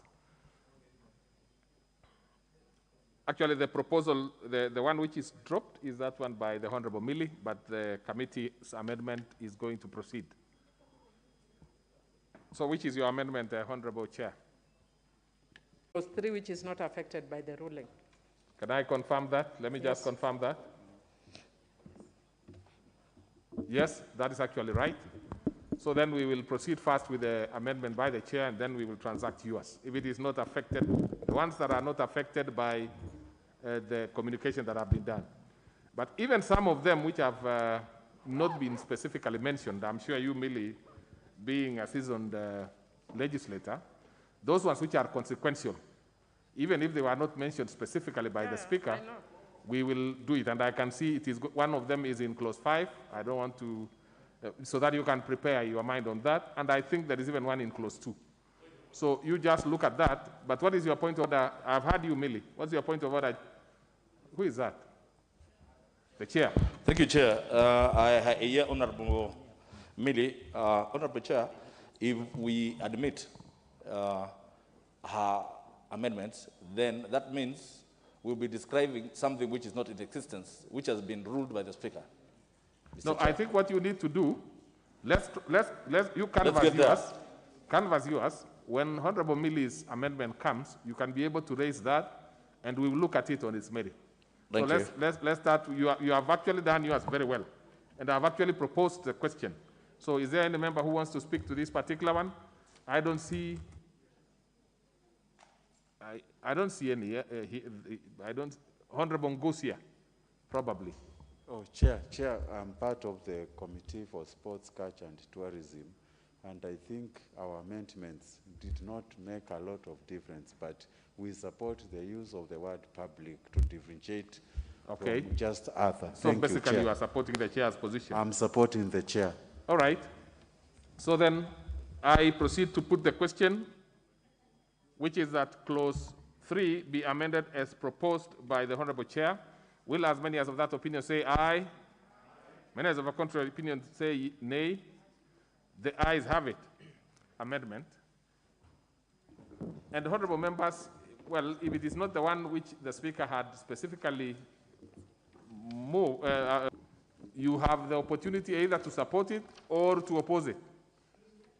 So I'll give Honorable Millie to proceed, and then we'll see what the members have to say.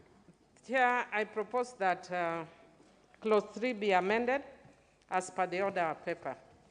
Chair, I just want to clarify that contrary to what the Chair is saying, this amendment is not actually one of the ones the Speaker talked about, because clause 3 talks about the purpose of this act. And I'm saying that the first purpose of the act is to establish a national public library service.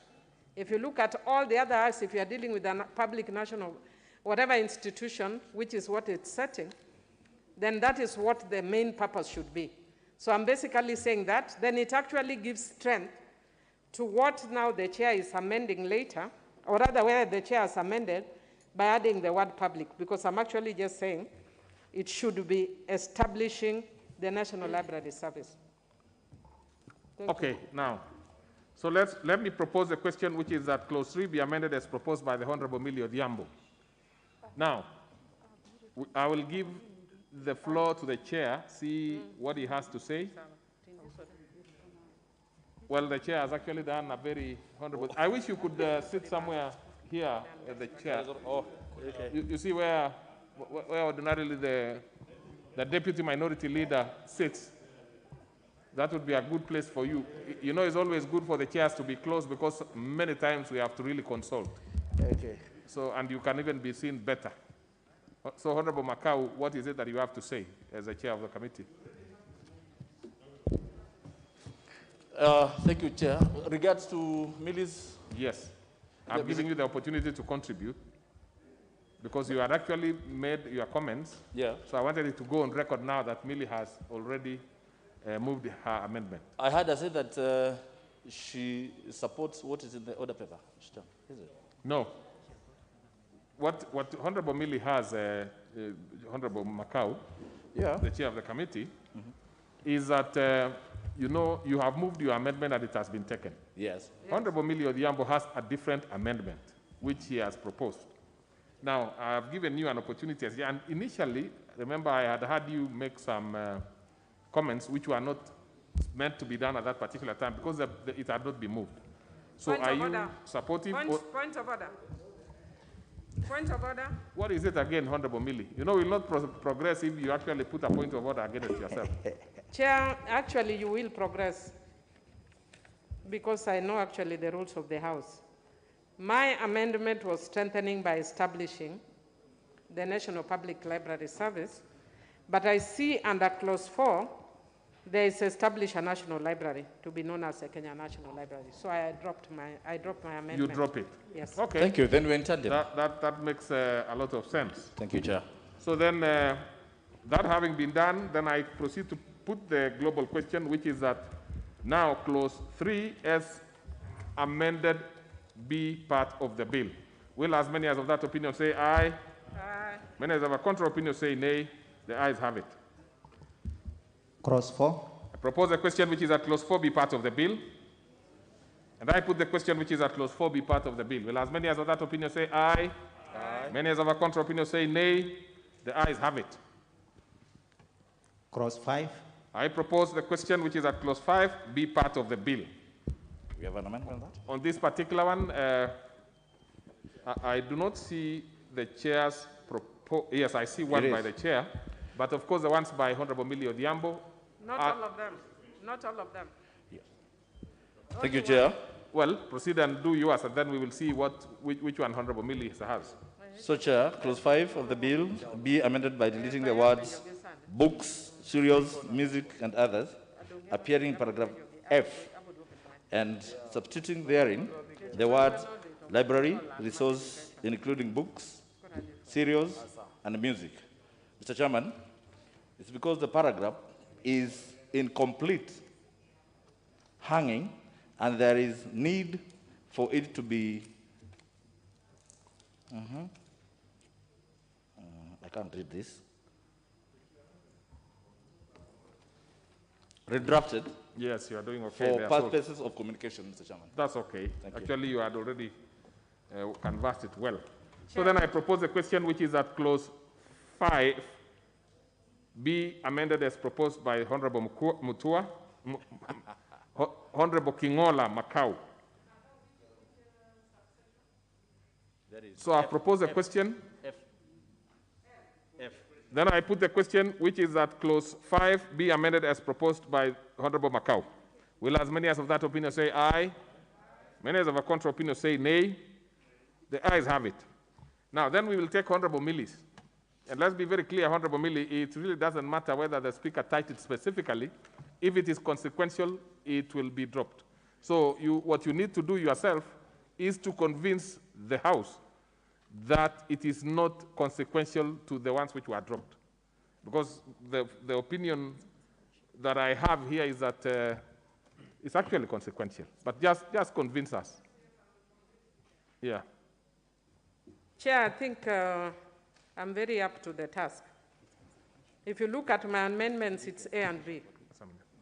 A is consequential because A is talking about monitoring the work of the Kenya International Resource Identification Numbers Agency, which we have dropped, so it's consequential.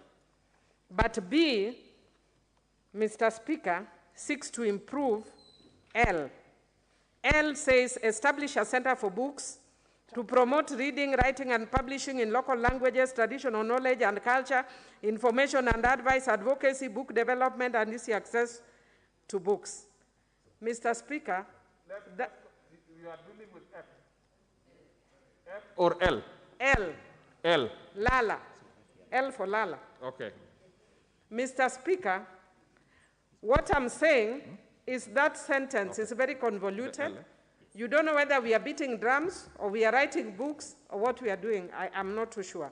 So, Mr. Speaker, what I'm trying to do is to make it more coherent, and it is a sentence that is seeking to provide very clearly for very important things that it's supposed to do, but it's not coming out clearly. So I'm breaking it to LA, provide easy access to information for all Kenyans.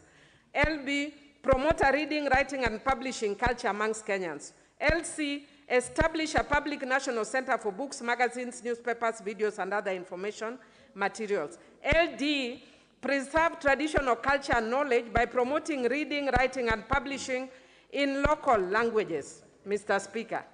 That is not consequential. So I propose that that part of the amendment be passed, Mr. Speaker. Actually, that is absolutely right. It's not consequential. What was consequential is F. Yes. I'm sure you did not move that. No, but on this one, on L, I will give an opportunity. So let's propose a question which is at clause 5, be amended as proposed by Honorable Millie Odhiambo. Now, Honorable Majority Leader, now the issue here is not so much about, it's not consequential. No. So it's whether it's going to be taken or not. Yes, thank you, Honorable Chair.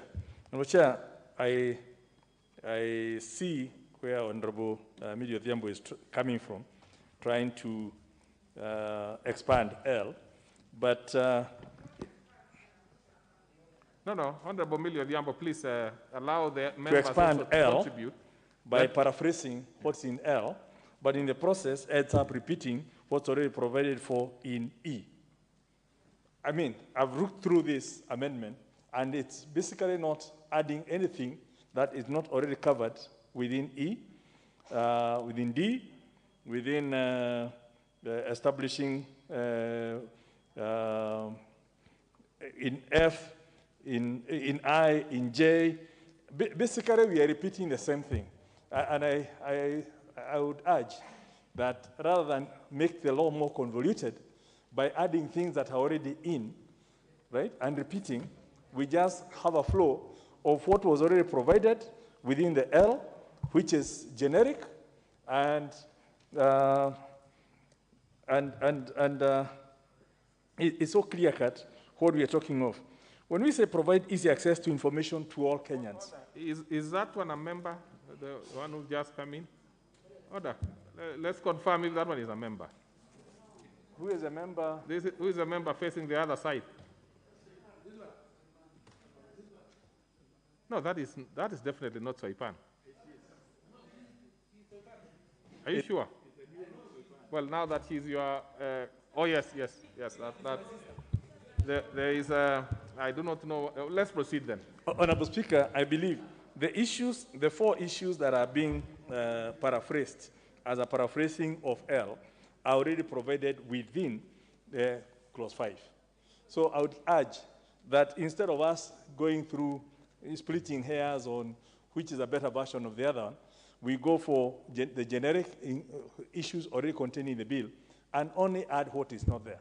But those 4 are already there in different wording. So, Mr. Chair, I want us to make progress on this, and not just for purposes of who amended, who did not amend, but by just looking through from the bill and what's being provided, and if it's the same, but in different words, then we then need also to be clear that we need to amend somewhere else, rather than adding what's already in E, promote reading for knowledge. Then when you look at, let me just give an example. When you look at the bill, Mr. Chairman, at number E, 5E, reads, to promote reading for knowledge, information, enjoyment through stimulation of public interest in books and participation in campaigns for the eradication of illiteracy. When you now come to what the Honorable Millie is saying, that to delete L and then provide for LB, to promote a reading, writing, and publishing culture among Kenyans, it's the same thing. But now we are adding it in L, it's already in E, we are duplicating the same thing. And you could do the same for all these things. So I would urge, there's no value we are adding through this extra amendment. They are already provided for, right? Okay, I'll give the Honorable Dual.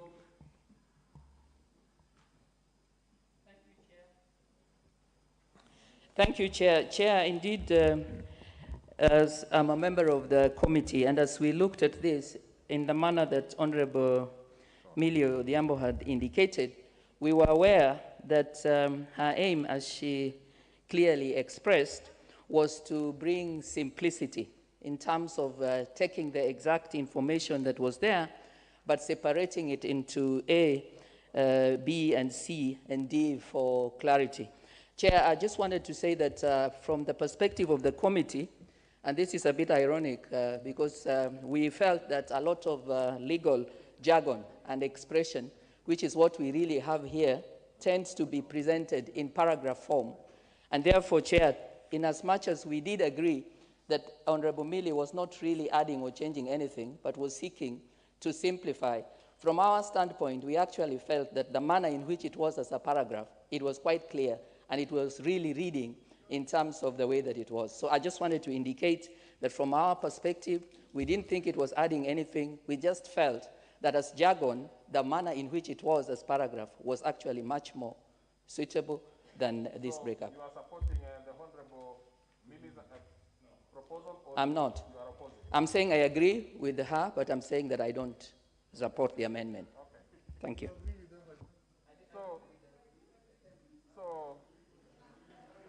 Honorable members, now then it's up to you to make your decision, really, unless Honorable Millie wants to make any decision of, do you have any decision, you want to make any move one way or the other? Chair, I'm not going to drop my proposal, save that if I listen to the majority leader very clearly, that this provision is already in other clauses, then the logical thing is actually to drop L. Because then you are being repetitive. All I was doing is to seek clarity, but I'm not dropping. Now, let it be the fate of the House. If it's not being dropped, I'll be very keen, honorable members, to hear your voice. So you better make it clear so that I don't have to struggle. So then I put the question, which is that clause 5 be amended as proposed by Honorable Millie Odhiambo. Will as many as of that opinion say aye? Aye. Will as many as of a contrary opinion say nay?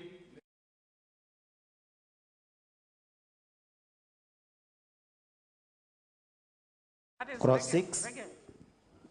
I propose a question which is at clause 6 be part of the bill. And I see the chair has an amendment. Thank you, Chair. Chair, we propose that the bill be amended in clause 6 by deleting subclause 1 and substituting, therefore, the following new subclauses. 6.1.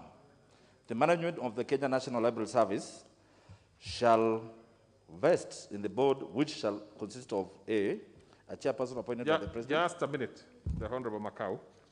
Just a minute. I think out of issues we have not been able to fully deal with the previous one, because I want to put the global question. Yeah, then prepare yourself. Just in a minute, I'm going to do. So I put the question. As some get it. Which is clause 5, as amended, be now part of the bill. Will as many as of that opinion say aye? Aye. Many as of a contrary opinion say nay? The ayes have it. Proceed now, Honorable Macau. Thank you. Yeah. So, B, the Principal Secretary responsible for matters relating to libraries or a representative designated in writing. C, the Principal Secretary responsible for matters relating to financial or a representative of designated in writing. Or, as per the order paper, Mr. Chairman, justification. I'm new in this, so yes. I'm just learning, don't worry. Actually, you've done it well now. What you need to be doing henceforth is let us have it as by the order paper, and then you just give the small justification. Mr. Chairman, reason why our justification is this is a bill concerning county government, and there is need to include the representatives in the board. There is also need to reduce the number of board members from 10 to 9, in line with Mongoso, and correct a cross-referencing error, Mr. Chairman. Very well. Yes. So then, honorable members, let's be clear that if that passes, then the other two amendments will be dropped. So then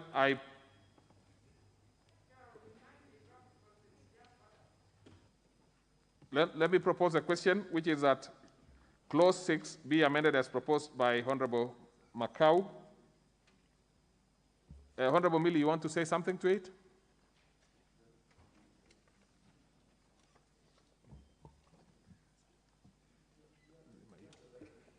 Chair, I support the proposed amendment. Yes, I was just actually noting that mine is not affected. It's still coming, but I do support the proposed amendments by the chair.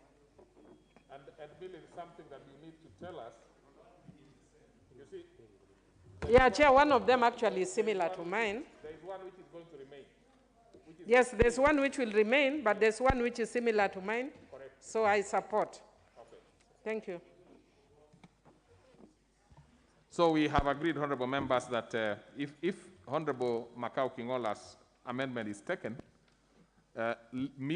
one of the Honorable Millie's amendment will drop, but another one will survive the onslaught. So then, let me propose a question. So I don't see any interest from members. So I put the question, which is that clause 6 be amended as proposed by Honorable Kingola. Will as many as of that opinion say aye? Aye. Many as of a contrary opinion say nay? The ayes have it. So then we have the Honorable Millie Odhiambo dealing with subclause 3. Subclause 2 has been now dropped. And I believe that is okay with you, Honorable Millie. Proceed then. Give her the mic. Thank you, Chair. I propose that clause 6, subclause 3 be amended as per the order paper. Chair, all I'm seeking to do is to ensure that the Cabinet Secretary, in making appointments, we have provided for gender parity, inclusion of persons with disability, marginalized persons, and the youth, but we have left out regional representation. So I'm only adding regional representation. Okay. Thank you. Okay. That's very clear. So then I propose a question which is that the clause 6 be amended as proposed by the Honorable Millie Odhiambo. I put the question which is that clause 6 be amended as proposed by Honorable Millie Odhiambo. Will as many as of that opinion say aye? Many as of a contrary opinion say nay? The ayes have it. Now, Honorable Musimba, absent, so dropped. So then I put the question which is that clause 6 as amended be part of the bill. Will as many as of that opinion say aye? Aye. Many as of a contrary opinion say nay? The ayes have it. Clause 7. I propose the question which is at clause 7 be part of the bill. I put the question which is at clause 7 be part of the bill. Will as many as of that opinion say aye? Aye. Many as of a contrary opinion say nay? The ayes have it. Clause 8. I propose the question which is at clause 8 be part of the bill. The Honorable Chair, Honorable Kingola, you have something on this one. Yes, Mr. Chair, as per the order paper, reason being, this is to include the words of the board, which are missing. Further, there is need to delete paragraph G, as it has been provided for under paragraph D. Thank you, Chair. Very well. So then, I propose a question which is at clause 8 be amended as proposed by the Honorable Kingola. Yes, so let's have Honorable Sankok.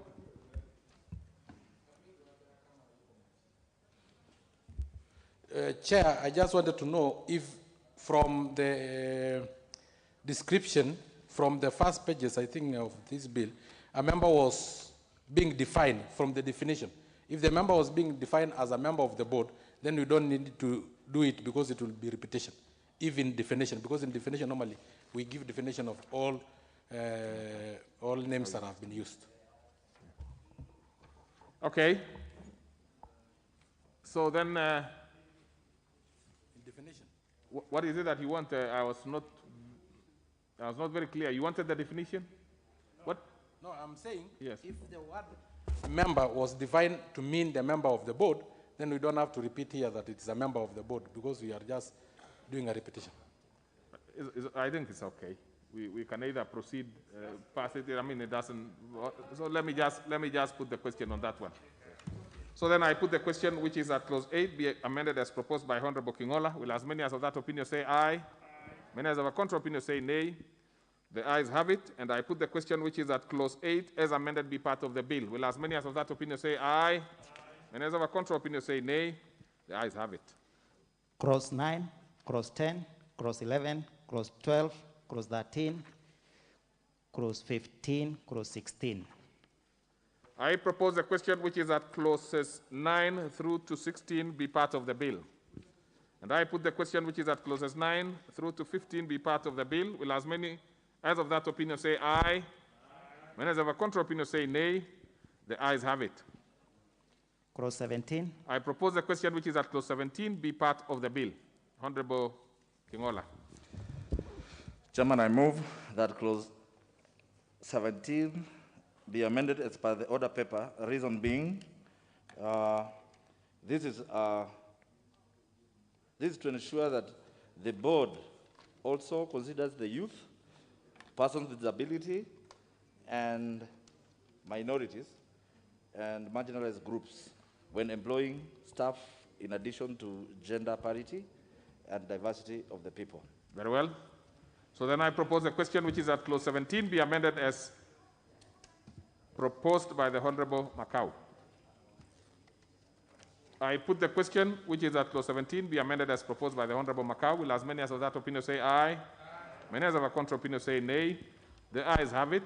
And I put the question which is at clause 17 as amended be part of the bill. Will as many as of that opinion say aye? Aye.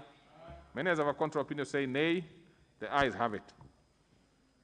Clause 18. I propose a question which is at clause 18 be part of the bill. And I put the question which is at clause 18 be part of the bill. Will as many as of that opinion say aye? Aye. Many as of a contrary opinion say nay? The ayes have it.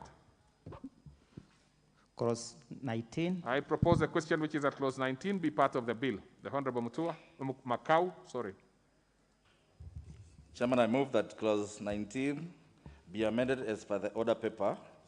Reason being, this covers all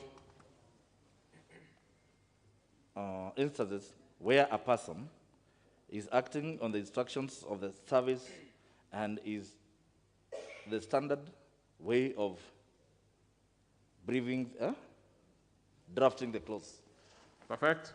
So then I propose a question which is at clause 19 be amended as proposed by the Honorable Kingola.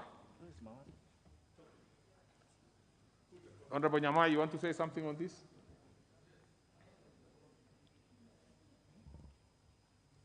Yeah, thank you, Chairman. I just want to support the Honorable Makau and point out that this has to do with the general drafting with regard to protection from personal liability for the people involved in the activities within the institution. Thank you, Chairman. Honorable Wanyonyi Watangula, on this one.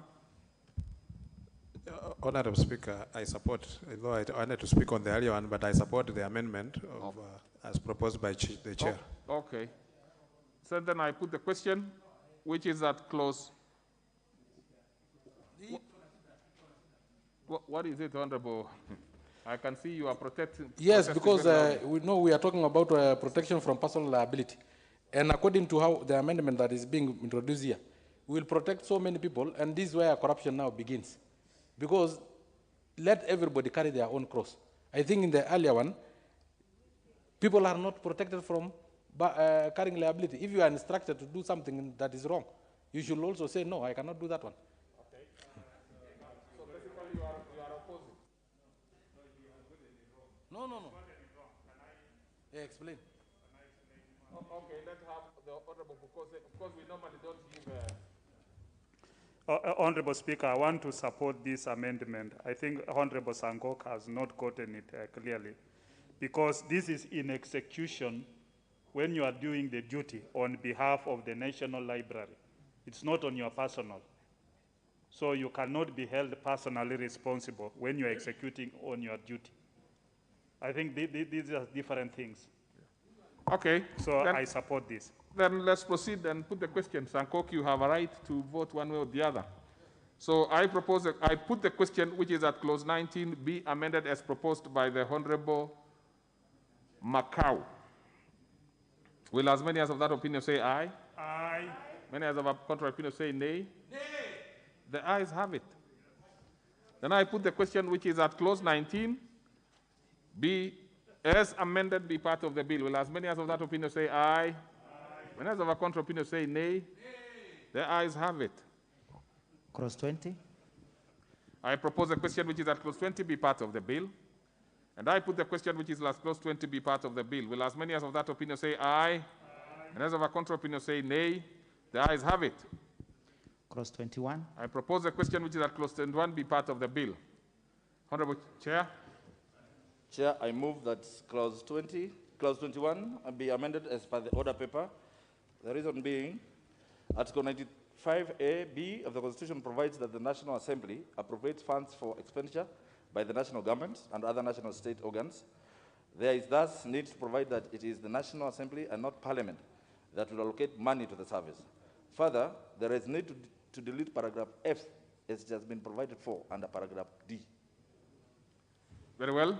So then I propose a question which is at clause 21 be amended as proposed by the Honorable Makau. And I put the question which is at clause 21 be amended as proposed by Honorable Makau. Will as many as of that opinion say aye? Aye. Many as of a contrary opinion say nay? The ayes have it. And I put the question which is at clause 21 as amended bit of the bill. Will as many as of that opinion say aye? Aye. Many as of a contrary opinion say nay? The ayes have it. Clause 22. I propose a question which is at clause 22 be part of the bill. The Honorable Makau. I move that clause 22 be amended as per the order paper. Reason being, this covers all instances whereby the service will need to invest extra funds and is the standard way of drafting the clause, Mr. Chairman. Okay. So then I propose a question which is at clause 22 be amended as proposed by the Honorable Makau. And I put the question which is at clause 22 be amended as proposed by the Honorable Makau. Will as many as of that opinion say aye? Aye. Many as of a contrary opinion say nay? The ayes have it. And I put the question which is at clause 22 as amended be part of the bill. Will as many as of that opinion say aye? Aye. Many as of a contrary opinion say nay? The ayes have it. Clause 23. I propose a question which is at clause 23 be part of the bill. The Honorable Macau.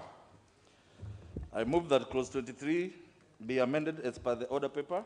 Justification, this is to allow adequate time for the Cabinet Secretary to factor in the financial requirements of the service into the national budget. Very well. Then I propose a question which is at clause 23 be amended as proposed by the Honorable Macau. I put the question which is at clause 23 be amended as proposed by the Honorable Macau. Will as many as of that opinion say aye? Many as of a contrary opinion say nay? The ayes have it. And I put the question which is at clause 23 as amended be part of the bill. Will as many as of that opinion say aye? Many as of a contrary opinion say nay? The ayes have it. Clause 24. I propose a question which is at clause 24 be part of the bill. And I put the question which is at clause 24 be part of the bill. Will as many as of that opinion say aye? Many as of a contrary opinion say nay?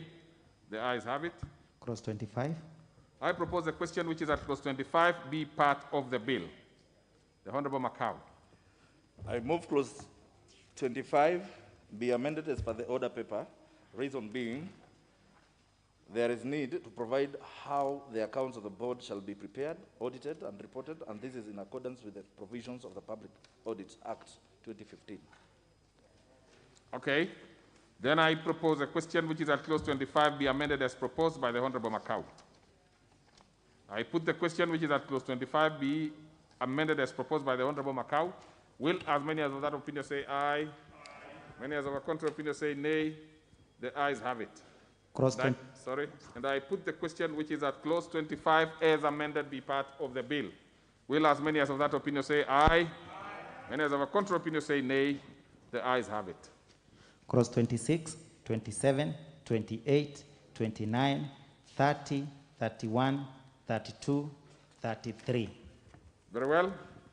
So then I propose the question which is at clauses 26 through to 33 be part of the bill. And I put the question which is at clause 26 through to 33 be part of the bill. Will as many as of that opinion say aye? Many as of a contrary opinion say nay? The ayes have it. Clause 34. I propose a question which is at clause 34 be part of the bill. And the Honorable Macau, I believe you are moving a deletion on this one. Mr. Chair, I move that clause 34 be amended as per the order paper. Reason being, the provision is unconstitutional as it purports to limit the right of a person to commence legal proceedings against the service. Article 22 of the Constitution guarantees the right of every person to institute court proceedings. The procedure for instituting court proceedings is provided in the Civil Procedure Act, Cap 2.1, and other relevant legislation. There is thus need to delete the same, Mr. Chairman. Very well. So what actually you have proposed, the Honorable Macau, is that that particular one be deleted. Yes. So then I'll be proposing the question which is at clause 34 be deleted as proposed by the Honorable Macau. Yes, Honorable Millie, what is it?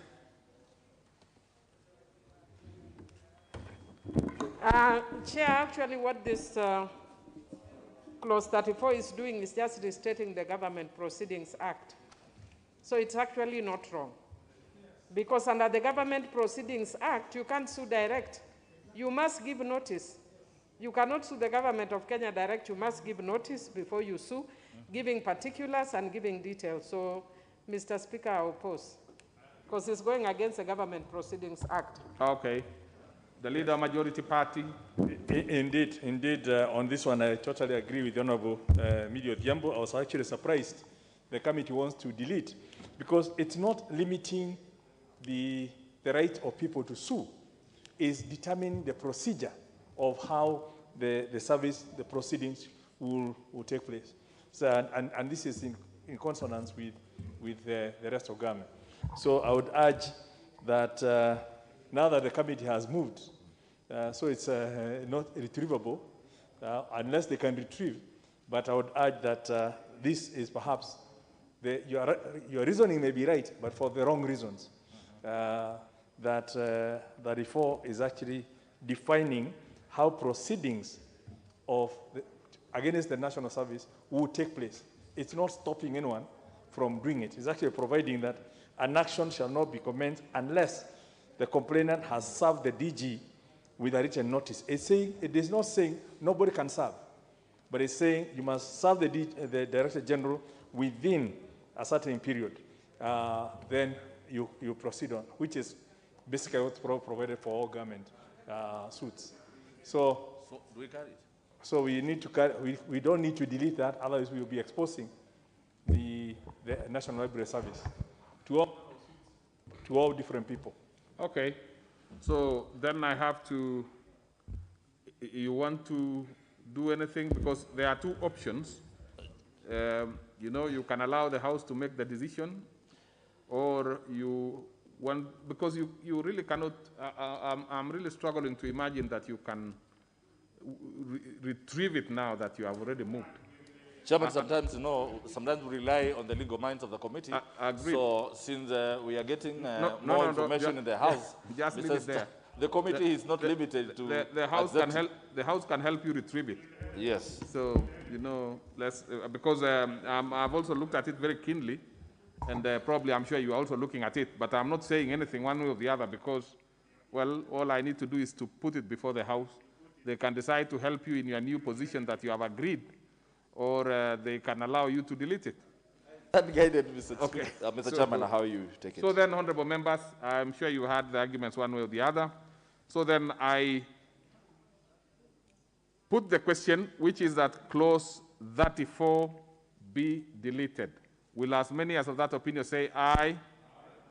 Many as of a contrary opinion say nay? Nay. The nays have it. Actually, the leader of majority, you have argued one way and decided to vote the other way. So, but at least you have been sorted one way or the other. So it is sorted. That one falls. So then we go to the next ones. Cross 35, cross 36, cross 37. I propose a question which is at clause 35, 36, and that is not. Before we go to those ones, let us now take the specific, so that this one remains. So then I propose that clause 34 be part of the bill. Will as many as of that opinion say aye? Aye. Many as of a contrary opinion say nay? The ayes have it. So what has happened there, honorable members, is that you have allowed it to remain as is. I have put the question. Maybe you are having a problem with the way I put on the mask. You have a problem with your other sense. Well, you know, order, Honorable Dr. Pukosi. Number one is that there is no proposal that is voted on. You only vote on a question that has been put. So for those ones who know equity, equity will treat as done that which ought to be done. But just for avoidance of any doubt, I put the question again. Will, as this is about clause 34. So will just allow me, honorable members, to now put it in the proper manner. I put the question, which is at clause 34, be part of the bill. Will as many as of that opinion say aye? Aye. Many as of a contrary opinion say nay? The ayes have it. Now, and these ones, now let's go to the next clauses. Cross 35, cross 36, cross 37. I propose a question which is at clause 35, 36, and 37 be part of the bill. And I put the question which is at clause 35, 36, and 37 be part of the bill. Will as many as of that opinion say aye? Aye. Many as of a contrary opinion say nay? The ayes have it. Clause 38. I propose the question which is at clause 38 be part of the bill. Now, the Honorable Macau, you are again proposing a deletion on this one.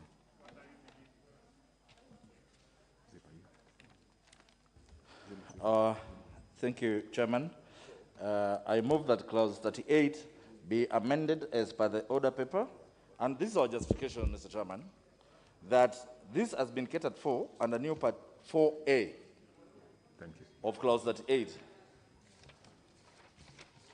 And clause 38 has not been drafted in conformity with Article 94(6) of the Constitution and Standing Order 118, which provides that regulations must specify the limits of the authority the nature and the scope of the law which may be made, and the principles and the standards applicable to law made under this authority. The provisions on delegated legislation should also form their own their own standalone part of the bill, as opposed to being a clause only. Okay, that's okay. So, honorable members, I am going to propose a question, and the first person I'll give the opportunity to speak is the Honorable Millie Odhiambo, because I think she's also proposing a similar thing. Yes.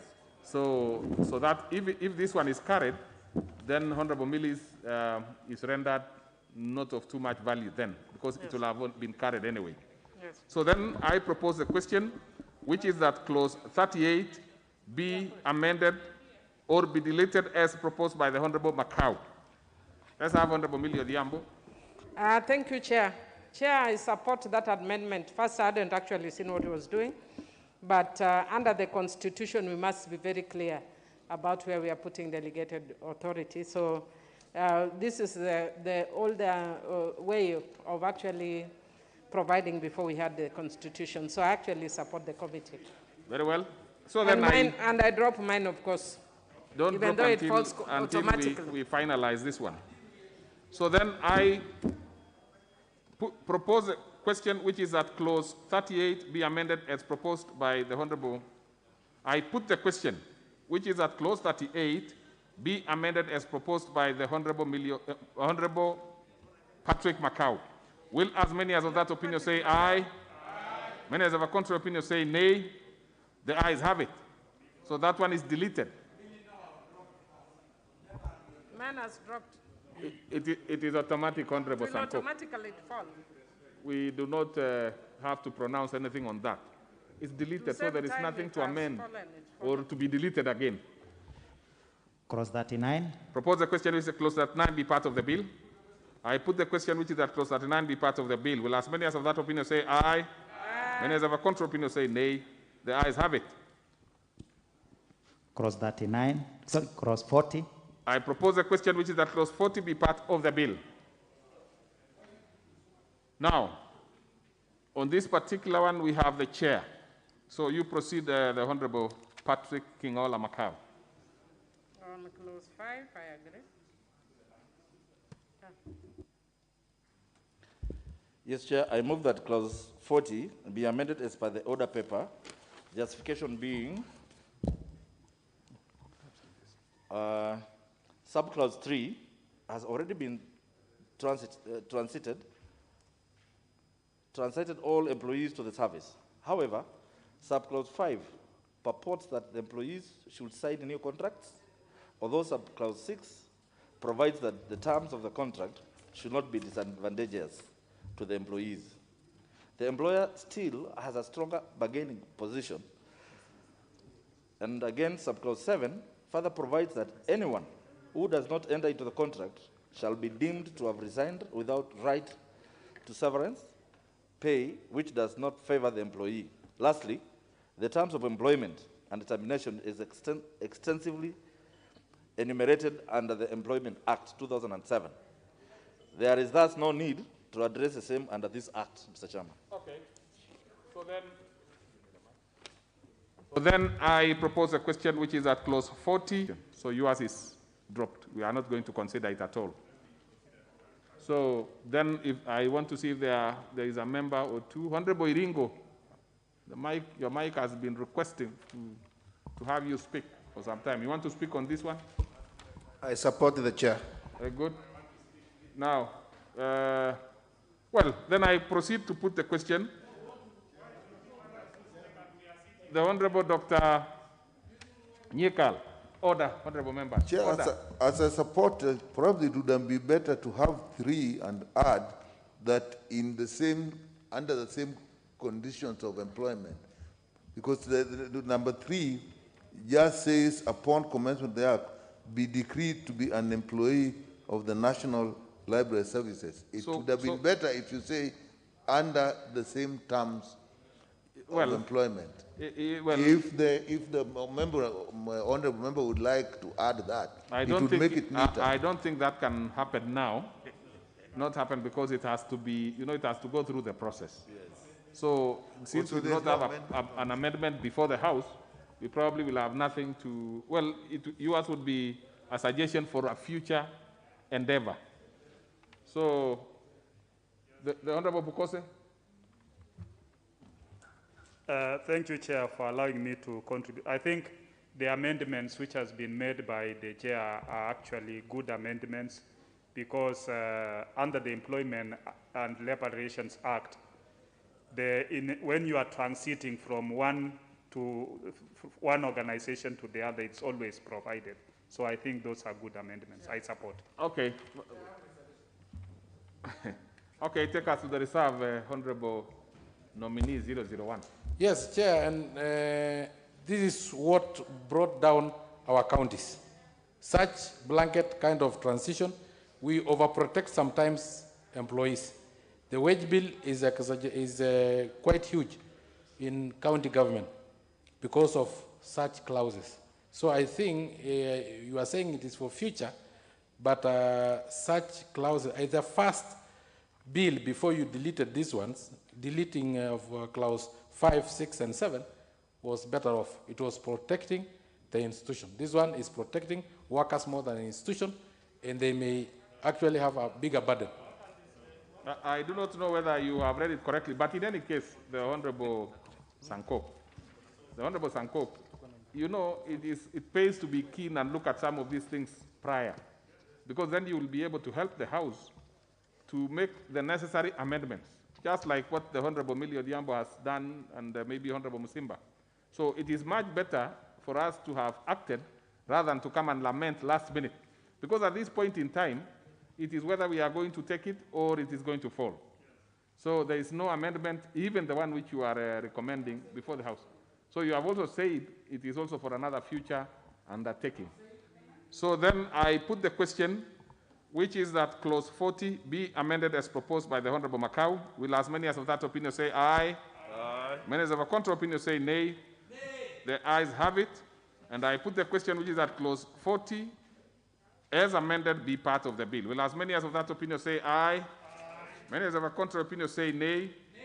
The ayes have it. And also, so we go to the next set of amendments. The new process. What is it again, the Honorable Macau? You still will have your time somewhere. Once we have done, we are through with this. There is some bit of time you will have, probably at the reading of the third reading. New cross 19A. For me.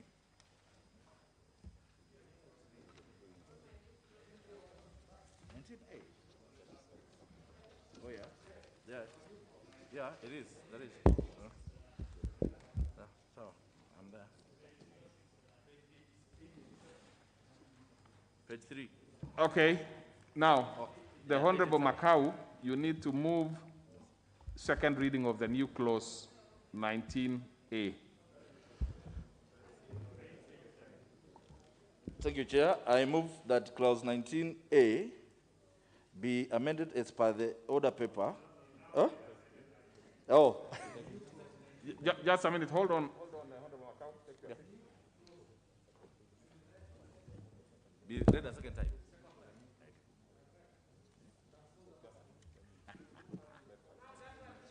Just a minute, Honorable Macau. Yeah. Just a minute. On new clause.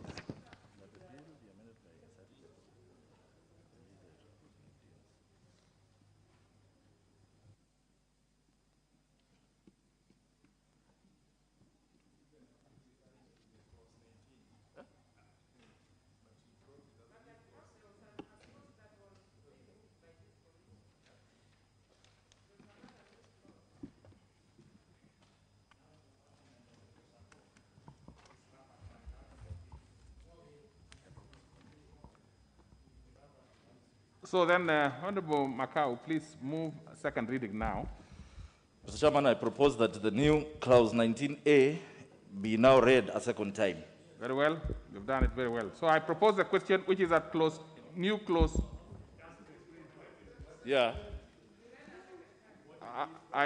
Oh yeah. Well, I thought I should propose and then allow him to. You can do it still. It doesn't offend anything. You can actually explain it now. Okay. Rather than wait for Mr. the Chairman, committee to propose. So that when I propose, the members can have their say. My justification, Mr. Chairman, is this new clause is important as it provides for compensation in case a person suffers injury caused by the service, Mr. Chairman. Very well. So then I propose a question which is that new clause 19A be now read a second time. I see only Honorable Pukose interested in speaking to this. But it's fairly straightforward, really. It is a straightforward, Chair. You know, in the previous 19, Honorable Sangok had raised that somebody should be held responsible. So, and also for compensation if you are injured while you are performing your duties. So I think this is a very straightforward amendment, and I support. Honorable Kubai, Iringo. Yeah, Chair, I also stand to support the new clause 19A, Chair, because it gives at least, it gives whoever who uses the libraries should be taken care of legally in case of any incidentals. I support. Very well. So then I put the question, which is that the new clause 19A be now read a second time. Will as many as of that opinion say aye? Aye. Many as of a contrary opinion say nay? The ayes have it. And now, honorable members, I propose a question which is that the new clause 19A be part of the bill. I put the question which is that new clause 19A be part of the bill. Will as many as of that opinion say aye? Aye. Many as of a contrary opinion say nay? The ayes have it. New part 4A. Let's have the mover to move second reading. That is new 4A. New part 4A. No. Close it here. No.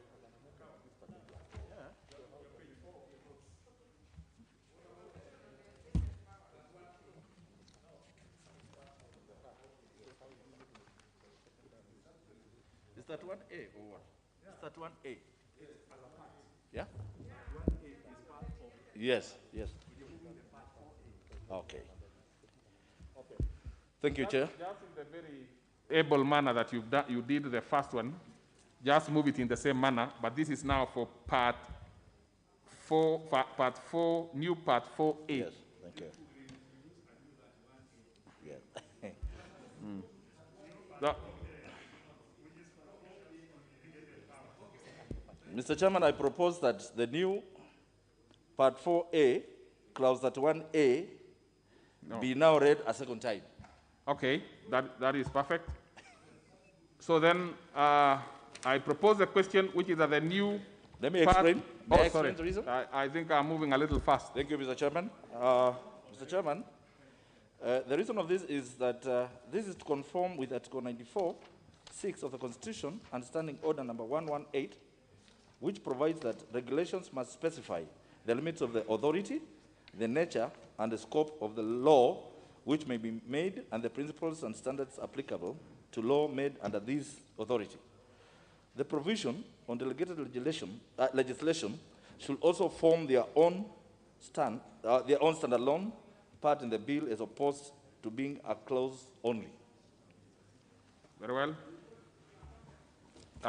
You finished it, so then I proceed to propose a question which is that new part 4A be now read a second time. Leader, Majority Party.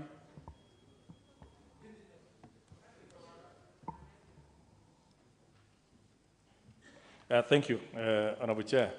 I just want to put for the record that indeed this new part 4A, which introduces a new clause 31A, replaces the clause 38, which we deleted to make it conform with the requirements of the new constitution and the new way of issuing regulation. Yes. Just to have the link with the 38 that we deleted. That clarifies even further. So, Honorable Didi Nyoro, what is your point of order? Thank you, Honorable Mr. What's your point of order? Thank you, Chair. I seek your guidance here, Chair. Because now when you're having these new clauses, the Chair is moving for a second reading. Yes. And if he's moving for a second reading, I think we should have a seconder so that you can propose. No, not at all. Not at all. Okay. Not at all. So this is in the committee now. Yeah, I think it's good you are very keen, but not on this one. So this one we will proceed in the normal manner. Yeah, so Honorable Nyoro. Thank you very much, Chair, and I support, especially in line with Article 94 of the Constitution, the kind of laws we make here are broad, and it is necessary for the Cabinet Secretary to make more meticulous regulations to be able to effect the law that we are making. Very well. So then I put the question, which is that new part 4A be now read a second time. Will as many as of that opinion say aye? Aye. Many as of a contrary opinion say nay? The ayes have it. And I propose a question, which is that the new part 4A be part of the bill. And I put the question, which is that new part 4A be part of the bill. Will as many as of that opinion say aye? Aye. Many as of a contrary opinion say nay? The ayes have it. First schedule. Yes. Again, move. No. Mr. Chairman? Just a minute. These are not, this is not is it moving or? These are not. So then, no, this is okay, because this is not being read for the second. We are not moving second reading on this one. Yep. I propose a question, which is that the first schedule be part of the bill. Now, let's have you now moving the amendment. Thank you, Chairman. I move that the first schedule be amended as per the order paper, and reason being that this, to be specific on months which may not pass before a meeting of the board is held. It is also to prescribe the quorum for a board meeting, correct typographical errors, and delete repetitive provisions. Very well. So then I propose a question, which is that the first schedule be amended as proposed by the Honorable Patrick Macau. I put the question, which is that the first schedule be amended as proposed by the Honorable Patrick Macau. Will as many as of that opinion say aye? Aye. Many as of a contrary opinion say nay? The ayes have it. And I put the question, which is the first schedule as amended be part of the bill. Will as many as of that opinion say aye? Aye. Many as of a contrary opinion say nay? The ayes have it. Second schedule. Propose the question with the second schedule be part of the bill. I put the question with the second schedule be part of the bill. Will as many as of that opinion say aye? Aye. Many as of a contrary opinion say nay? The ayes have it. Third schedule. I propose a question, which is that the third schedule be part of the bill. I put the question, which is that the third schedule be part of the bill. Will as many as of that opinion say aye? Aye. Many as of a contrary opinion say nay? The ayes have it. Clause 2. I propose a question, which is that clause 2 be part of the bill.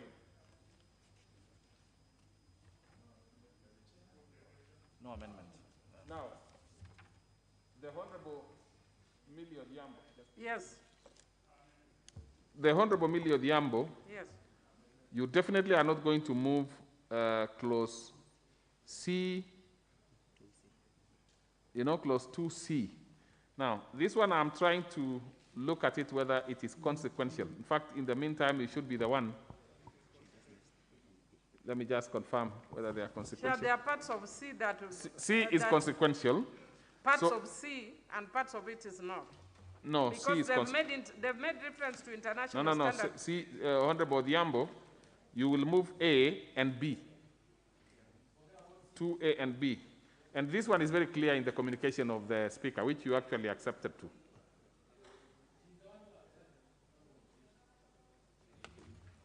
Chair, it's not a matter of life and death. No, Honorable Millie, you really have to be also courteous, because look, if I were to read you the communication by the Chair... If I explain myself, Chair, I'm actually not challenging the decision. I really don't want you to.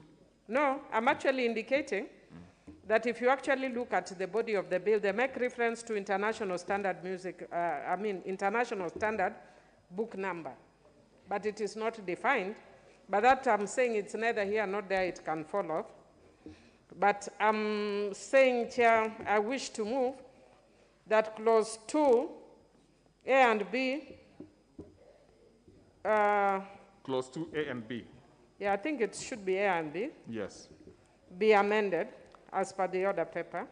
Actually, for it to be tidy, that particular bit that you wanted to amend C is dropped. So then now you proceed and move clause 2, not necessarily having to specify A and B, because we have dropped, and that should be on record. Chair, it has actually, the order paper has disappeared. From where? From my screen.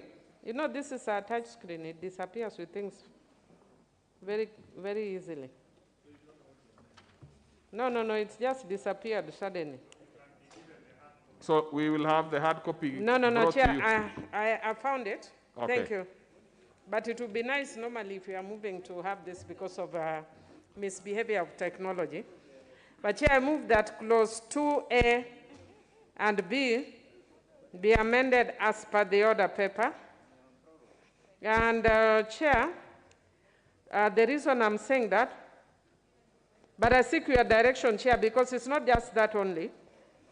There's also print, which is not covered. Where is it? Print is also defined. But where is it? But that is in C, so that is not a place we are going to go to now. That's okay, Chair. Yes. So then I move that clause 2A and B be amended as per the order paper.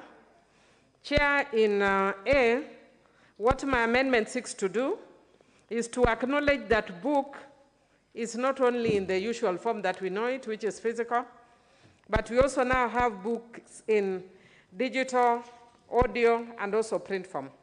So what I'm adding is to add the digital, audio, and print. Secondly, for that subsection 2, I'm also defining member to mean a member in relation to the board, immediately after the word member means. And the reason is, within the body of the bill, we also refer to a member of the library. So when you define member without saying which member you are referring to, then you would be importing an ordinary member of the library to be a member of the board. Okay. And then for part B, I'm deleting the definition of the term National Library Service and substituting with the definition, which means it's a repository and access point for print, audio, audiovisual, braille, and digital materials, and documents in braille that serves as a permanent, or rather preeminent repository of information for the country, and as the official depository for printed works, a general public access library and information and bibliographic center. Chair, as currently written, it seems to imply that the library, all the things in the library must be in braille form, when actually what is intended is that there should also be material in braille form. So what I'm seeking to do is to maintain the access for persons with disability by having braille, but as one form of the material, so that everything is not in braille form, because then those who are differently able, like us, from the ones who are disabled, will be disabled. Chair, I hope you understand me. Okay. Thank you. Now, then I proceed to propose the question, which is that clause 2 be amended as proposed by the Honorable Millie Odhiambo. I will give, everybody seems to be happy with it, so why don't I simply put the question? Okay, let's have, is that Honorable Wino? Yes, Chair. The ward chief. Yes, thank you, Chair. I'm not opposing it, but I just want a matter of consistency. In clause 5, Chair, we did delete the word books, serials, and all that, and replaced with library resources, and gave books, serials, and music as examples. Now here, we are also introducing another term, digital audio. So if clarity can be made so that we are consistent. If we are using music, let it be music throughout. If we digital audio, so just consistency, but I think the amendment is good. We did not do that, the Honorable Owino. We actually did not do that. Maybe we will have the, let me give first, I'll give you the last, Honorable Kingola. Honorable Sankok, I know when Braille is brought into form, Yes, you know, I normally you have to say something. oppose, but this one I really support because for a long time we have not considered person with disability. With audio, you know, person who cannot see will be able to access any book that are in audio, and also the Braille. We have been having person with disability who are visually impaired struggling. But this one is a very progressive one, in line with the United Nations Convention on the Rights of Persons with Disability, the East African Community, Article 120C. We can finish this. So then, therefore, I put the question which is at clause 2, be amended as proposed by the Honorable Millie Odhiambo. Will as many as of that opinion say aye? Many as of a contrary opinion say nay. The ayes have it. And I put the question which is at clause 2 as amended be part of the bill. Will as many as of that opinion say aye? Many as of a contrary opinion say nay. The ayes have it. Long title. I propose a question which is at the long title, be the title to the bill. Be the long title to the bill. I put the question which is at the long title, be the long title to the bill. Will as many as of that opinion say aye? Many as of a contrary opinion say nay. The ayes have it. Title. Propose a question with the title, be the title to the bill. I put the question with the title, be the title to the bill. Will as many as of that opinion say aye? Many as of a contrary opinion say nay. The ayes have it. Clause 1. Propose a question which is at clause 1, be part of the bill. And I put the question which is at clause 1, be part of the bill. Will as many as of that opinion say aye? Many as of a contrary opinion say nay. The ayes have it. Now let's have the mover to move reporting. Honorable Chairperson, I beg to move that the committee do report to the House its consideration of the Kenyan National Library Bill, number 5 of 2020, and it's with amendments. No, there's no amendment here. There's no support here. So, I was saying if there was any secondment, of course, it should come from Iringo. Give me the... Not on this particular one. So you might have to remember that. Now, then I put the question, which is that the committee do report to the House its consideration of the Kenya Library Bill, National Assembly Bill number 5 of 2020, and its approval thereof with amendments. Will as many as of that opinion say aye? Aye. Many as of a contrary opinion say nay. The ayes have it. And then, honorable members, we will be moving to the next bill, which will be, there will be only changes in terms of gender, so you have to be very careful, honorable members. But I thank you for the far we've come.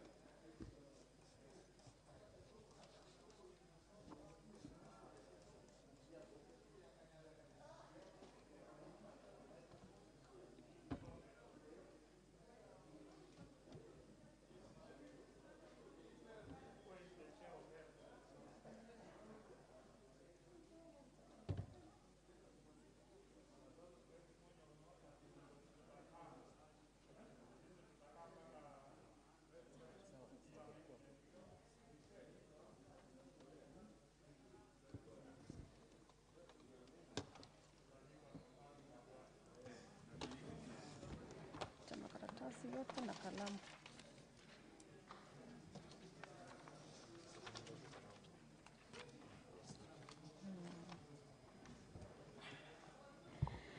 Order, members. Order, members. Those who are walking out of the chamber, please do so with some decorum. Our members, we are continuing the Committee of the Whole, and for this time we are in the Kenya National Blood Transfusion Bill, the National Assembly Bill number 6 of 2020. Clause 3 and 4. I propose the question, which is that clause 3 be part of the bill. 3 and 4 be part of the bill. Our members, we have no amendments to the two clauses, and now move to put the question, which is that the clauses 3 and 4 be part of the bill.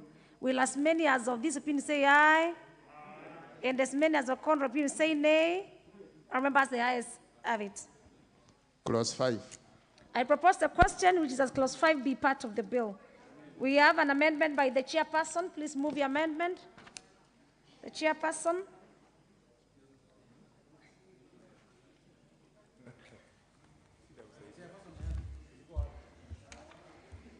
Clause 5. Thank you, Chair. I move that clause 5 of bill be amended in paragraph F by deleting the words antimicrobial resistance and substituting it therefore with the words pathogen transmission and resistance. This is because the statement does not portray clearly functions to be performed, and the amendment is a cleanup, as antimicrobial resistance as provided in the paragraph is not a function. Thank you, Chair. Very well. With that, I propose a question, which is that clause 5 be amended as proposed by the chair. I put the question, which is that clause 5 be amended as proposed by the chair. Will as many as of this been say aye? And as many as of contrary been say nay? The ayes have it. I put the question, which is that clause 5 as amended be part of the bill. Will as many as of this been say aye? And as many as of contrary been say nay? The ayes have it. Next clause. Clause 6. Members, I propose a question, which is that clause 6 be part of the bill. We have an amendment. Please, Chair, move the amendment.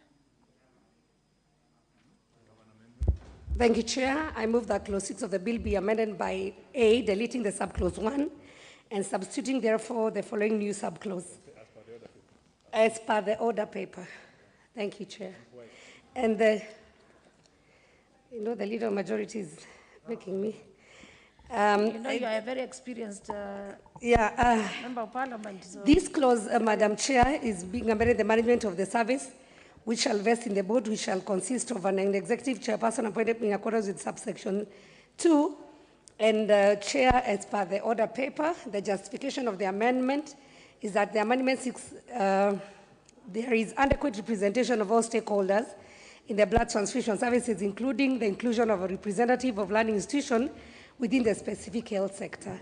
I move, Madam Chair.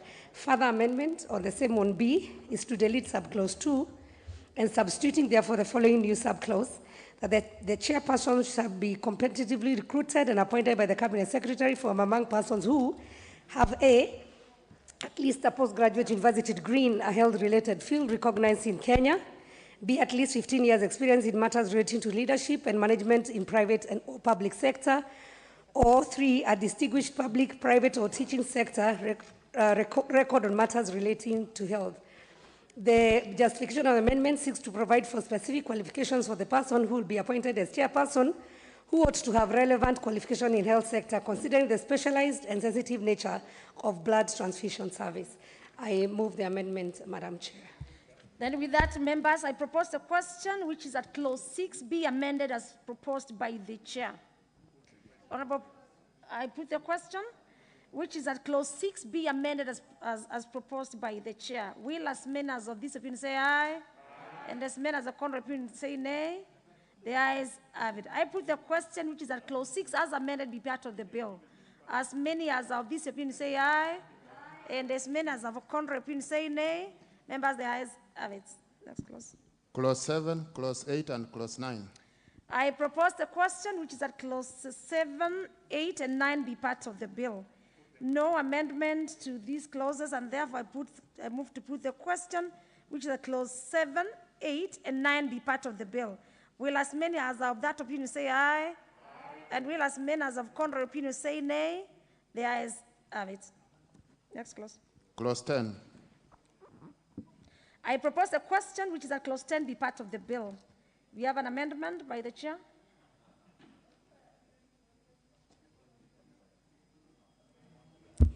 Thank you, Chair. I move that clause 10(2) of the bill be amended by deleting paragraph D and substituting, therefore, with the following. The levy fees for services rendered by the services are provided under Section 30. The justification is that blood donation is voluntary and non-remunerated. Charging of fees ought not to be arise from blood transfusion service offered by the board. The amendment seeks to avoid ambiguity in law that may occasion the trading in blood and related services. I move, Madam Chair. Very well, members. I propose the question, which is at clause 10, be amended as proposed by the chair. Put the question. I move to put the question, which is at clause 10, be amended as proposed by the chair. As many as of this opinion say aye. Aye. And as many as of contrary opinion say nay. The ayes have it. I put the question, which is at clause 10, as amended, be part of the bill. Members, as many as of that opinion say aye. Aye. And as many as of contrary opinion say nay. The ayes have it. Next clause. Clause 11. Members, I propose a question, which is that clause 11 be part of the bill. Proposed amendment by the chair. Please move your amendment. I propose, Madam Chair, that clause 11 of the bill be amended in subclause 3 by A, deleting paragraph C and substituting therefore with the following new paragraph. On C, Madam Chair, I'll still have a further amendment because there are some things that miss out. That C's will read as amended. Holds a master's degree in medical laboratory science or pathology and management from a recognized university. So holds at least a master's degree. It was a degree, so there is a master's degree in medical laboratory science or pathology and management from a recognized university. And not all. B, deleting paragraph D and substituting therefore the following new paragraph. D, holds relevant qualification in health systems management from a recognized university. I move, Madam Chair. The justification is that noting the specialized nature of blood transfusion services, the amendment seeks to ensure that the chief executive officer of the service shall be a person with relevant qualification to effectively discharge their functions under this act. Thank you, Chair. Very well. Honourable members, I propose the question, which is that clause 11 be amended as proposed by the chair. And members, even as we do that, it is important for us to get our chairs the proposed amendments well before we present them. Yes, let me hear the Honourable Pukose.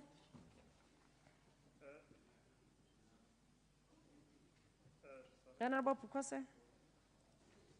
Thank you, Chair. Chair, I was just listening to the chair, and I wanted her to clean up, because when you say a master's degree in medical laboratory, that is then or, it should be or, a master's degree in pathology, because it's not just one. And then you can, the other one, and a management for a management from a recognized university. I don't know now, the management, is it master's or just a management course? Then it has to be very clear, a management course from a recognized institution, because managements normally can be from an institution like, it can be an institution like, we have Kenya School of Management, we have universities offering the same. So it should be management course from a recognized institution. Very well, and that's why, thank you. Yeah. That's why I said it is important to get our write-ups well. Honourable Chair, please, can you clear that up? Yes, Madam Chair, I agree with the Honourable Pukose's amendment, which is just a clean-up. But the spirit is just to have at least a minimum master's degree in medical laboratory science, yes, or a master's degree in pathology and management course from a recognized institution. Very well. Then now with that, we debate, let me have the member for Kiaru. The member for Kiaru. Thank you very much, Madam Chair. And I rise to oppose because I think as we make the law, it is good for us to mind the semantics, Madam Speaker, because you may have a university offering a course in this name, the other one offering exactly the same course in a different name, but the units are different. And the import of that, Madam Speaker, is that we make laws that are a bit flexible, saying in such this kind of a sector, or in this kind of a discipline. other than being direct and meticulous in terms of the wording. Very well. Let me hear the leader of majority. Yes, Honorable Chair, I believe the amendment and the further amendments on the floor and the explanation are very clear. And for the avoidance of doubt, my understanding of it is that holds at least a master's degree in either medical laboratory science, pathology, or management from a recognized university. But at least a master's degree, right, in medical laboratory or pathology or management from a recognized university, because and management. Is this No, I think we are confusing. It's let the leader of majority just finish. no, I think Yes, so that we don't confuse things. Yes. Because when you come to D, you are also now prescribing that holds relevant qualifications in health systems management, right? Yes. Right? So in health system management.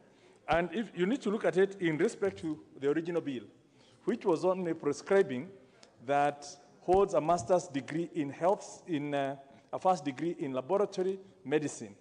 Now, that has been redefined in laboratory medicine or pathology, but also put at master's. Now, in D, which is next, it's been talking of a master's degree in health systems management, right, from a recognized university. So we need to be very clear, because you might prescribe something that this person must have a master's in pathology and a master's in management, right? That's what you're basically saying. No, when you now read that must have at least a master's in laboratory medicine or pathology and management, you're basically saying must have in laboratory medicine and management simultaneously. You are going to lock out so many people because you are actually prescribing a law almost for a specific person, right? And it has to be that you are talking about 3 disciplines, either in medical laboratory or pathology or management, but not medical and management. Together, person, you can only be, it's a unique situation, and we should never prescribe a law for a unique situation. It should be to give as many people as possible the opportunity. So either we drop management from C and keep management within D, the health systems management. But you cannot have a pathologist who also has a master's in management. It's a very rare thing, and you cannot prescribe that thing in the law. Very well. Very well, and that's why, leader, I am of the opinion that in future, as chairs, let us get our facts right, our write-up right, before we move any further amendment or clarifications.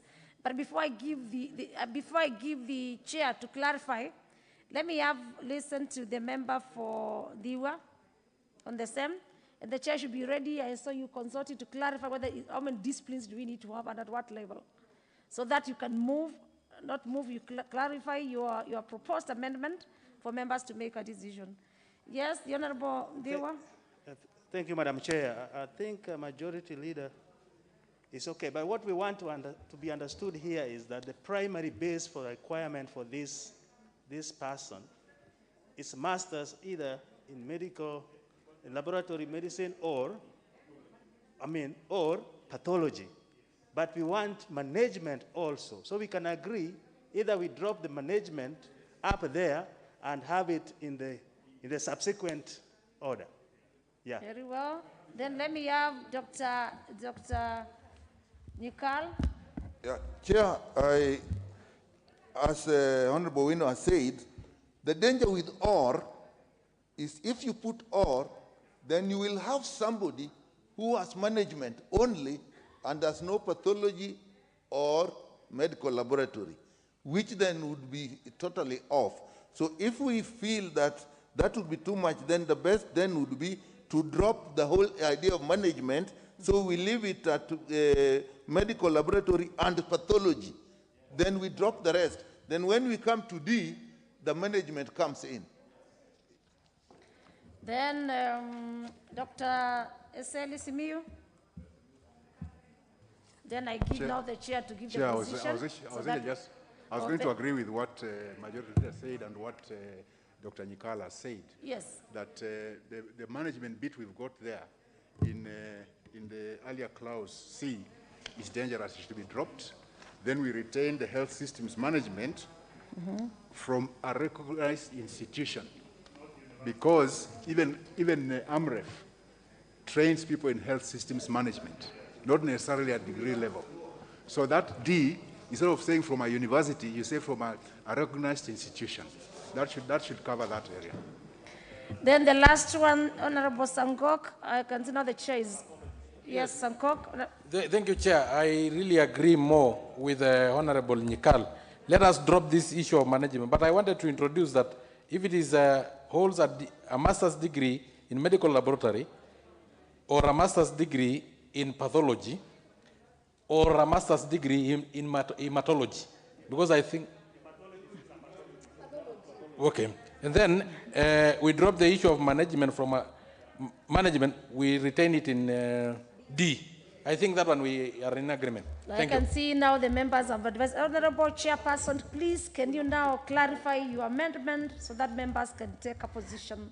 Thank you, Chair. I, after consultation and hearing the members, will read C holds a master's degree in medical laboratory science or pathology from a recognized university. Then we hold D, holds a relevant qualification in health system management for a recognized institution. I move, Chair. So with that, members, I put the question, which is that clause 11 be amended as proposed by the chair. Well, as many as are of this opinion say aye, and as many as are contrary opinion say nay, the ayes have it. And with that one, I order the clerks to clean up everything and write up. And members, I put the question, which is that clause 11 be, as amended, be part of the bill. As many as of this opinion say aye, and as many as of contrary opinion say nay, the ayes have it. Next, please. Clause 12. I propose a question, which is that clause 12 be part of the bill. Members, I have no amendment to clause 12, and I have moved to put the question, which is that clause 12 be part of the bill. As many as of this opinion say aye, and as many as of contrary opinion say nay, the ayes have it. Next, please. Clause 13. I propose a question, which is that clause 13 be part of the bill. Amendment by the chairperson. And honorable chairs, members, please let us avoid floor amendments.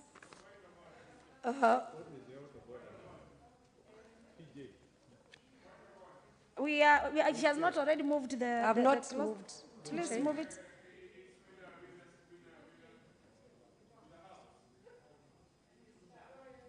You can't hear the consultation.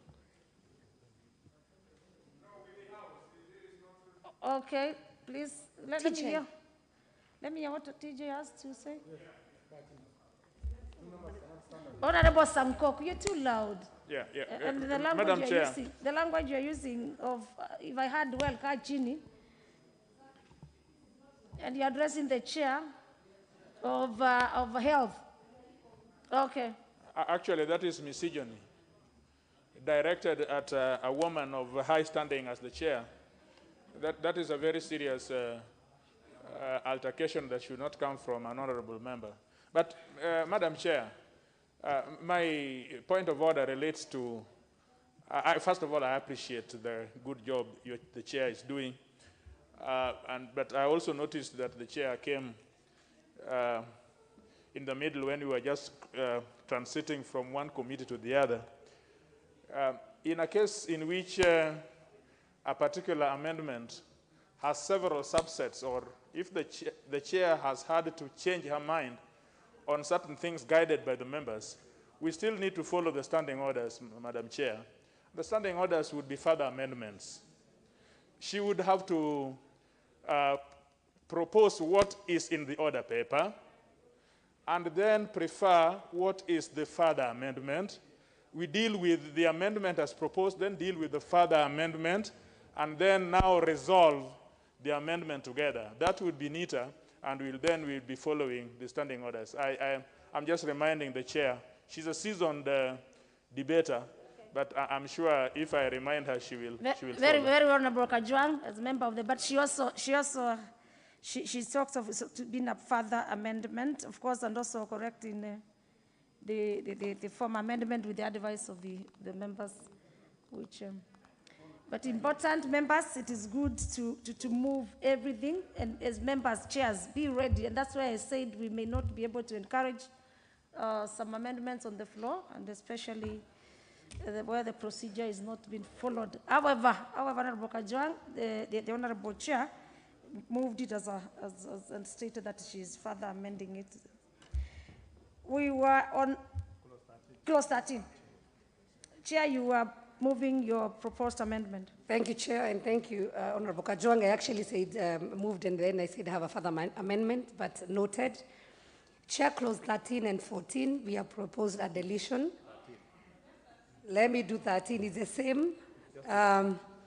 This is a deletion of the position of a medical director, which is not in tandem with the Health Act 2017, number 21 of 2017. That's it unfeasible, and so that's why we decided to amend. The main objective of the service is to avail to the Kenyan population adequate and safe blood and not creating structure that might create a necessary bottleneck. And since blood transfusion is a 24-hour function in patient care, and is thus managed by health professionals within the health facilities and therefore cannot be undertaken by the proposed centrally placed office. Blood processing and storage are functions within the medical laboratory regime, and the proposed position would be unnecessary charge to the exchequer. And so we propose, and I move. Done. Okay. I propose a question, which is clause 13, be amended as proposed by the chair. I put the question that which is clause 13 be amended, that is as proposed by the...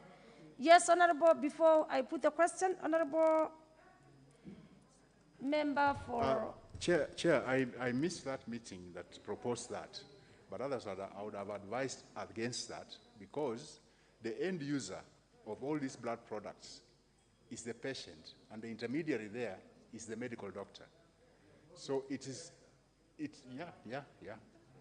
So it is important that right from the beginning, this person be involved.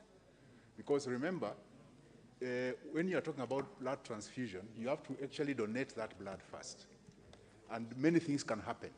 So this medical director there is purely for the medical purposes of servicing the board. So I would have advised against it if I had attended that meeting. Because in case you have a pathologist as the CEO, that would be understandable. A pathologist is also a medical doctor. He'll be able to handle everything. But if you have a laboratory, medical laboratory specialist, that is not a medical doctor. So the service will lack any input of the end users of the products.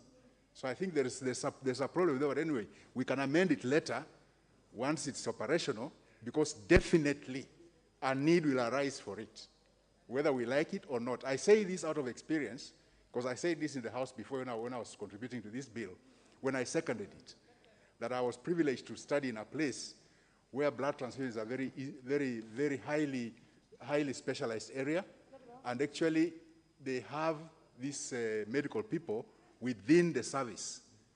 The director is actually one of the medical people to ensure that the end user is not disadvantaged. So I think it's something that we need to look at.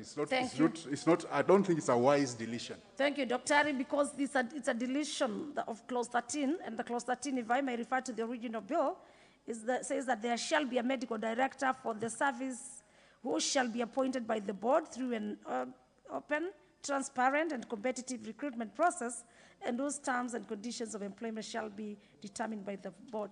And this is what now the chair is proposing to delete. I don't know whether the chair is convinced by that bit, or before that, let me hear the leader majority.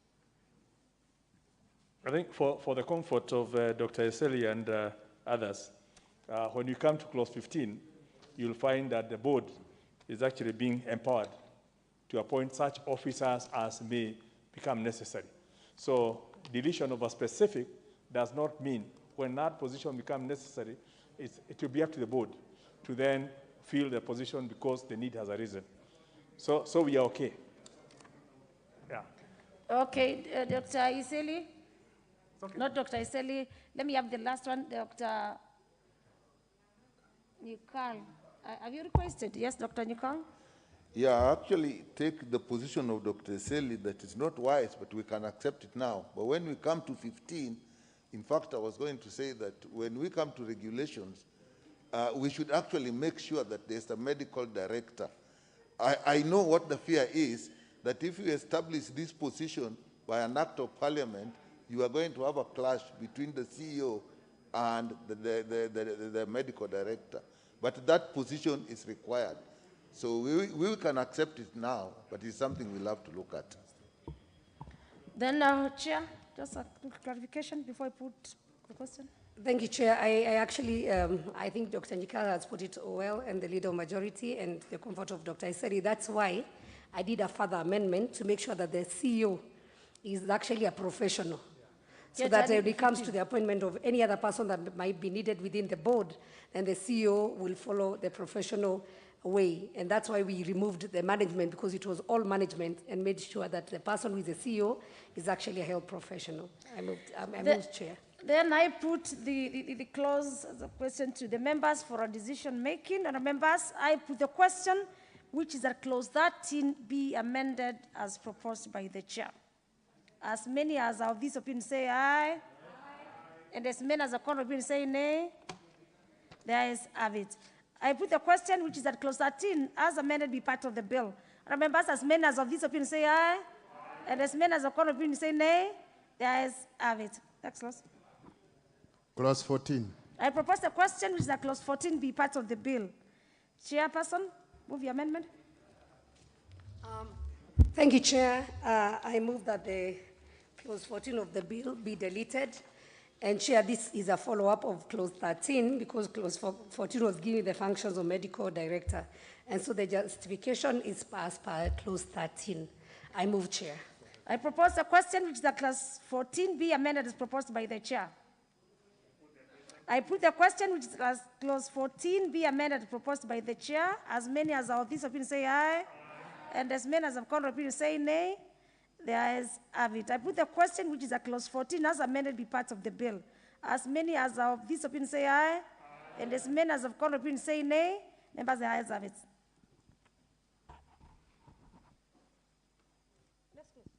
Clauses 15, 16, 17, 18, 19, 20, and 21. I propose the question, which is a clauses 15, 16, 17, 18, 19, 20, and 21 be part of the bill. Members, we have no amendment to this, and I therefore move to put the question, which is a clause 15, 16, 17, 18, 19, 20, and 21 be part of the bill. As many as of this opinion say aye, as many as of contrary opinion say nay, the ayes have it. Clause 22. I propose the question, which is that clause 22 be part of the bill. Chair? Chair, I move that the clause 22(2) of the bill be amended in paragraph E by inserting the words payment of compensation on claims resulting from adverse reaction after blood donation immediately after the words or equipment. This amendment seeks to provide that the annual estimates shall also include estimates payment of compensation on claims resulting from adverse reaction after blood donation. I move, Chair. I propose a question, which is clause 22 be amended as proposed by the Honorable Chair.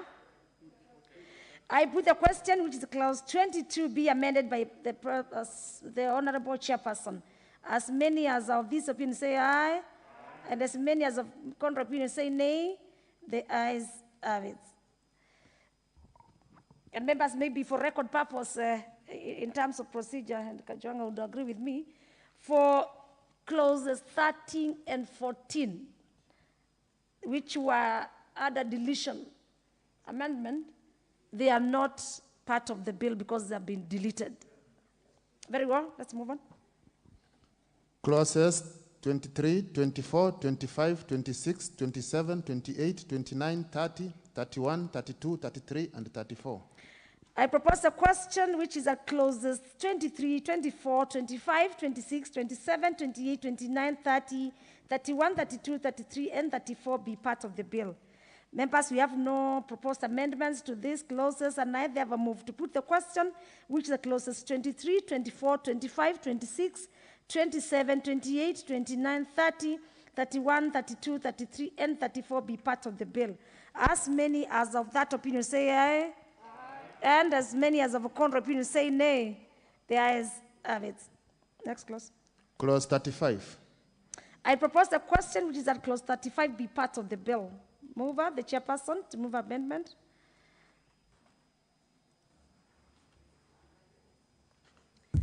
Chair, I propose that clause 35 of the bill be amended by inserting the following new subsection immediately after subsection 3. A person who donates blood under this section shall be provided with a blood donor certificate as proof of having donated blood. This amendment seeks to ensure that any person who participates in donating blood shall be issued with a certificate which shall be used to serve as evidence that the person donated blood. Thank you, Chair. I move. I propose, members, this mic. I propose the question, which is that clause 35 be amended as proposed by the chair. Just one member, Member Kiaru. Honorable Member for Kiaru. Thank you, Chair. And I think there is a problem, and especially reading with clause 43, because this certificate will be used to gauge the priority, of course, of the people who have donated before. But, Madam Speaker, as you know, the people who actually donate are the people who actually do not need. But the people who are not capable of donating are the people who actually need to be donated to, Madam Speaker. And therefore, I think it is discriminatory, because then especially the people who are recipients of these products, Madam Speaker, are the same people who may actually not have a chance or the ability to actually give.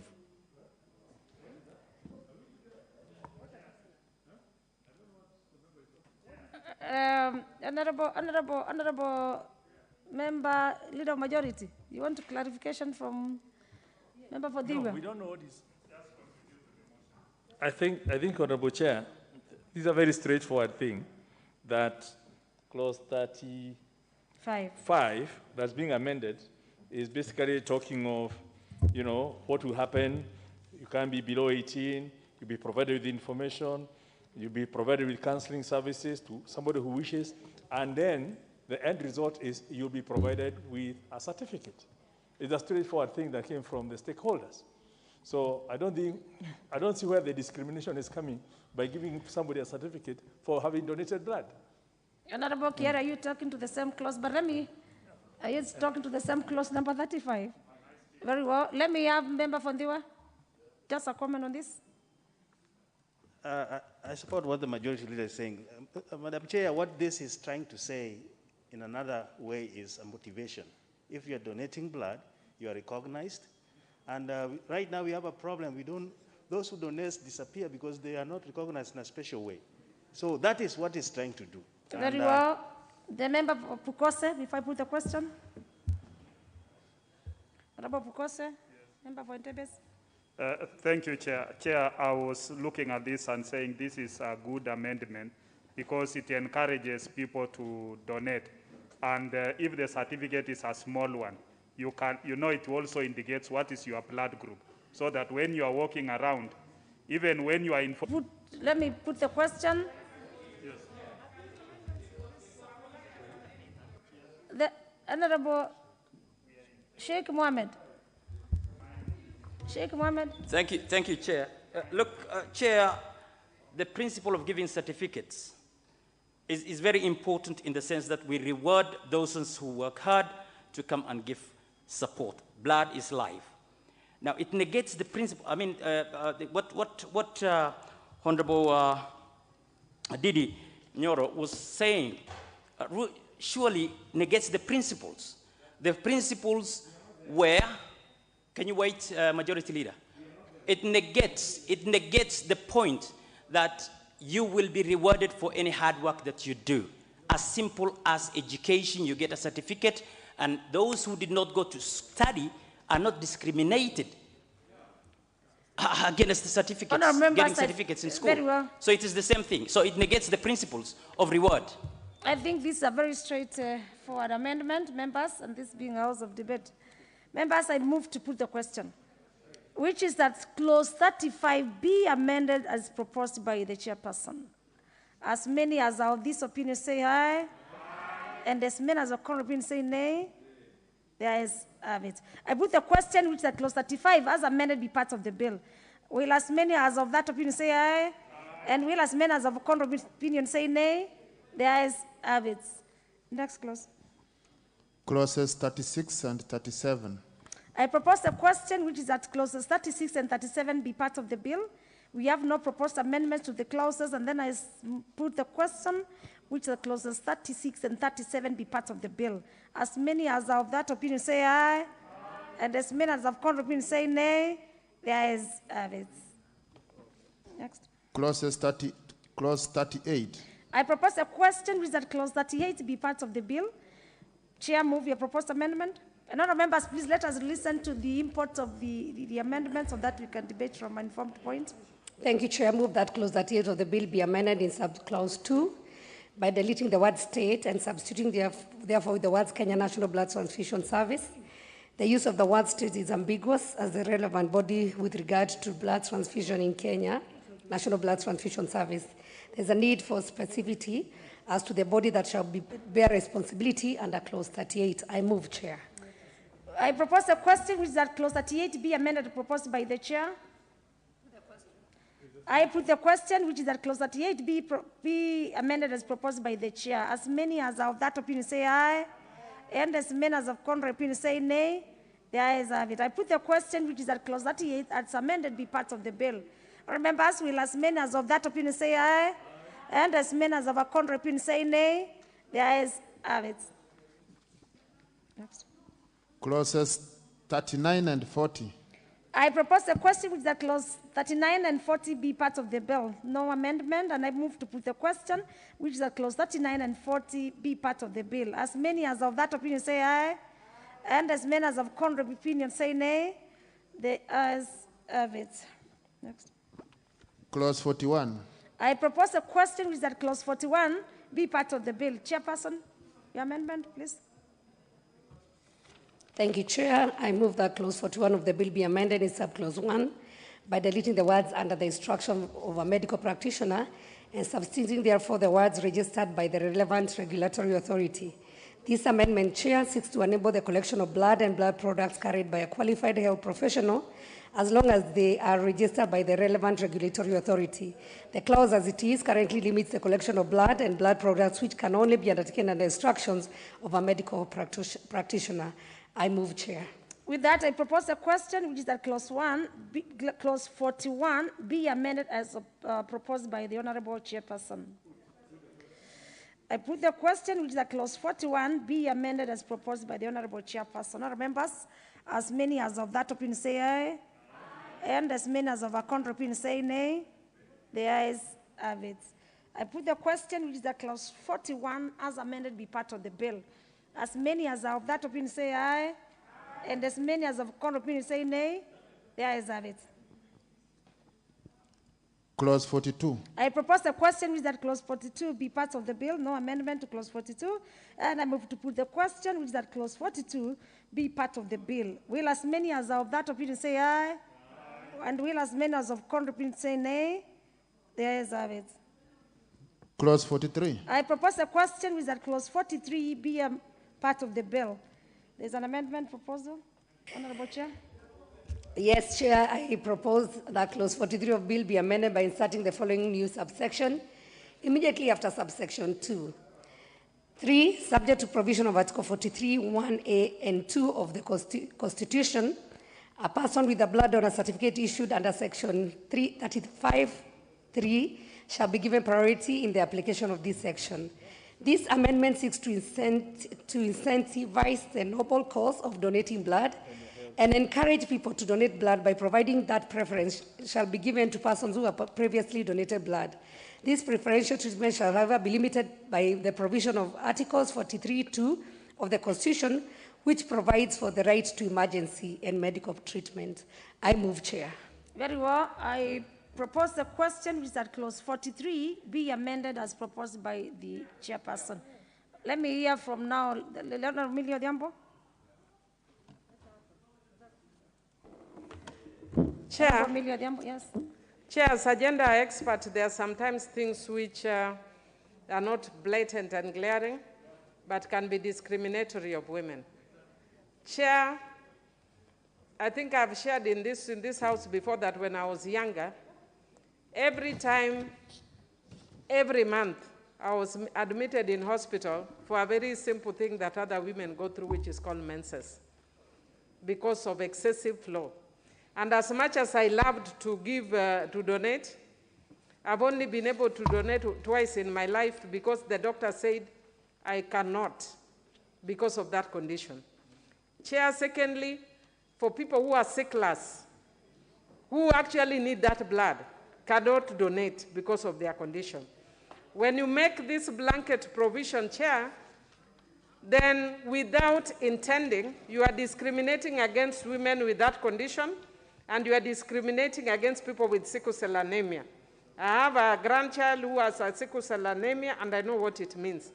Chair, what I would want to encourage the chair of the committee, as the mover of the amendments, if she can move a further amendment that then excludes that category, because otherwise if you put that blanket amendment, you are actually going to affect very many people who need that, those essential services.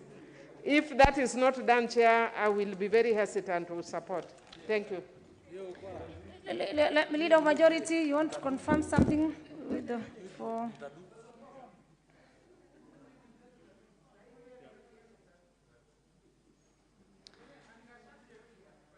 Yeah, give the Leader of Majority. Leader of Majority. Yes. Thank you, Chair. I wish Honorable Miri is listening, because under 43.2, HRD provided the blood and blood products collected at this act shall be used for the treatment of patients in accordance with good clinical practice as provided in the regulations. So that already covers everyone who deserves blood will get it anyway. It's in the Constitution, nobody would be denied. But what this amendment is basically saying, it's recognizing that a contributor should have priority over non-contributors, right? Everything being equal. So that those, during your healthy days, you'll be encouraged and incentivized to donate blood. When you need it most, it will be there. What you actually find right now is that you continue donating blood, but on the day you have an accident, you are told, we don't have blood. Yet it's available, and you have to go looking for relatives. And people then say, why should I donate blood when I will not get it? But by putting it this way, that people who have already donated blood and are registered and they are seen as regular donors will also have priority when they need it most. It will incentivize people to actually donate blood into the blood bank in expectation at one point in future they might need it. And I think that's a very good thing to encourage, so that people, and incentivize them, so that we don't end up with a situation where people are holding back and saying, why should I donate? Yet when I need it, I'll be demanded to bring relatives to donate. Yeah? But it does not stop. The person who deserves it as a medical thing cannot donate, may not have donated because they are immunocompromised and all that. It does not stop them from accessing the blood. Yeah. The member for Northern. Thank you, Madam Chair. I stand to support that amendment. It's a good one. It should be encouraged. Then the member for Taveta, before I put the question, can see members want to... Asante sana mwenyekiti. Nafikiria kuna umuhimu wa sisi kujua kuwa sasa hivi watu wengi wanawekwa kwenye tuseme wanawekwa kwenye group moja kuwa kila mtu akitaka damu ni lazima itafutwe kutoka kwa ndugu zake ama majirani, marafiki, wakati mtu ambaye ana cheti cha kuonesha hivi ni kuwa atakuwa na afueni kuwa amekuwa akitoa damu na akifika atapatiwa nafasi ya kuweza naye kupata damu bila kuulizwa maswali mengi. Mheshimiwa Mwenyekiti, watu wengine wanalipishwa pesa ili damu iweze kupatiwa mgonjwa kwa sababu damu haipo. Na hao wenye vyeti ni kuwa ni lazima wapendelewe kidogo wamekuwa kama damu ipo na wamekuwa wakitoa damu, ni vizuri. Kwa hivyo mimi nakubaliana na hili. Okay. With that, members, with that developing reason, Honorable Chair, you need to clarify something very fast. Thank you, Chair. Chair, just to overemphasize that blood transfusion, the people who donate blood, they do it for free. So that certificate and preferential, given that preference is important. But Chair, again, as I want to encourage and confirm that to Honorable Millie, the people who are suffering are given priority. If you look at what we have said in that amendment, we have said, subject to the provision of Article 43, 1A and 2 of the Constitution, a person with a blood donor certificate issued under this section 35(3) shall be given priority. But we have said this preferential treatment shall, however, be limited by the provision of Article 43(2) of the Constitution, which provides for the right to emergency medical treatment. So nobody will be denied the opportunity to be given blood when available. Thank you, Chair. members. We had this bill in our second reading. Other members, I put the question, which is that clause 43 be amended as proposed by the chairperson. As many as of this opinion say aye, and as many as of a contrary opinion say nay. There is, I will put the question, which is that clause 43 as amended be part of the bill. Remember, as many as of that opinion say aye, and as many as of contrary opinion say nay. There is, next. Clauses 43, 44, 45, 46, 47, 48, 49, 50, 51, 52, 53, 54, 55, 56, 57, 58, and 59. Members, I propose a question with the clauses 44, 45, 46, 47, 48, 49, 50, 51, 52, 53, 54, 55, 56, 57, 58, and 59 be part of the bill. No amendment to these clauses. And I then move to put the question, which are the clauses 44 all the way to 59 be part of the bill. As many as of this opinion say aye, and as many as of contrary opinion say nay. The ayes have it. First schedule. I propose a question to the first schedule be part of the bill. We have no amendment to the first schedule, and I therefore move to put the question, which is that the first schedule be part of the bill. As many as of this opinion say aye, and as many as of contrary opinion say nay. The ayes have it. We did not have an amendment. Second schedule. I propose a question, which is that the second schedule be part of the bill. We have an amendment to the second schedule. Please, Chair, move the second amendment.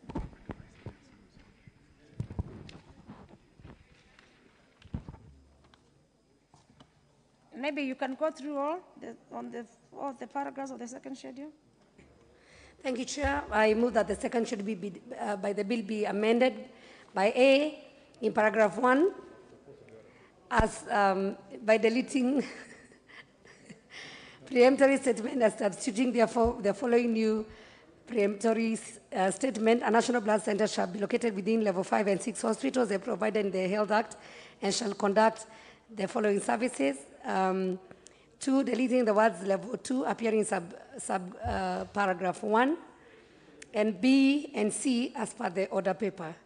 Chair, the amendment seeks to provide for clarity in the administration and administrative structures of the levels of blood service in line with the provisions of the Health Act 2017 on the classifications of levels of hospital. I move, Madam Chair.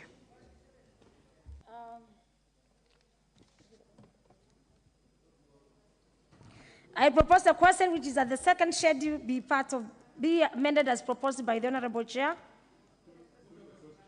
Members, I put the question, which is that the second schedule be amended as proposed by the Chair. As many as of that opinion say aye, and as many as of a contrary opinion say nay. The ayes have. I put the question, which is that the second schedule as amended be part of the bill. Honourable members, will as many as of that opinion say aye, and as many as of a contrary opinion say nay. The ayes have it. Title. I propose the question, which is that the title be the title of the bill. No amendment to the title. Members, I put the question, which is the title be the title to the bill. Will as many as of that opinion say aye, and as many as of a contrary opinion say nay. The ayes have it. Clause 2.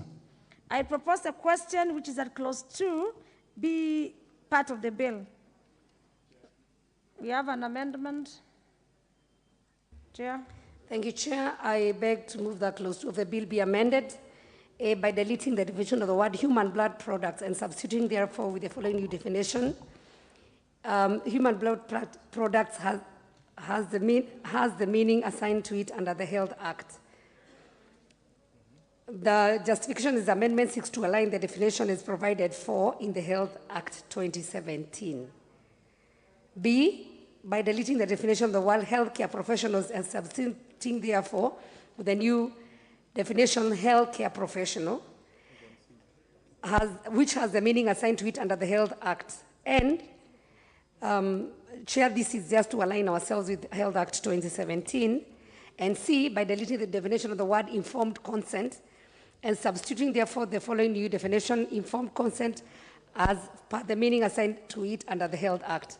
This, again, Chair, is just in line with the aligning ourselves to definitions as provided in the Health Act 2017. I move, Chair.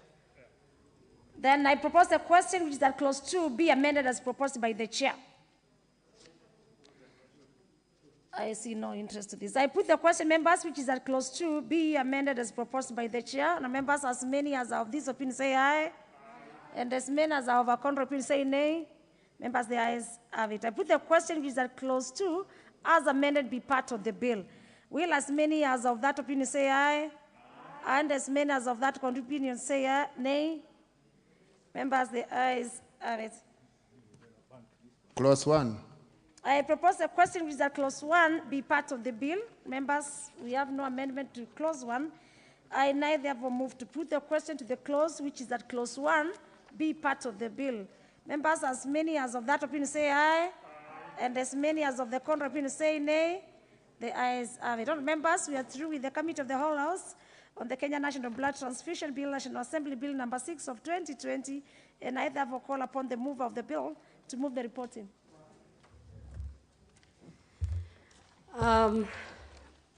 Honorable Chairperson, I beg to move that the committee do report to the House its consideration of Kenya National Blood Transfusion Bill, National Assembly Bill number 6 of 2020, and its approval thereof with amendments.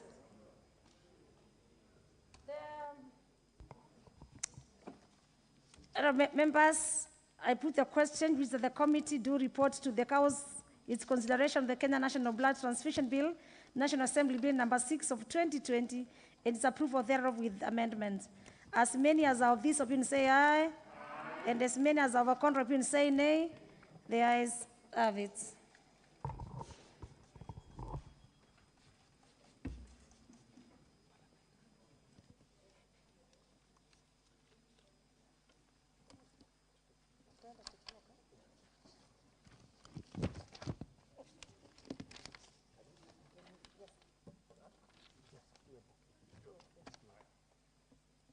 Members, we are still on the Committee of the Whole House, and now we are on the third bill, which is the Parliamentary Pensions Amendment number 3 Bill of National Assembly, Bill number 57 of 2019.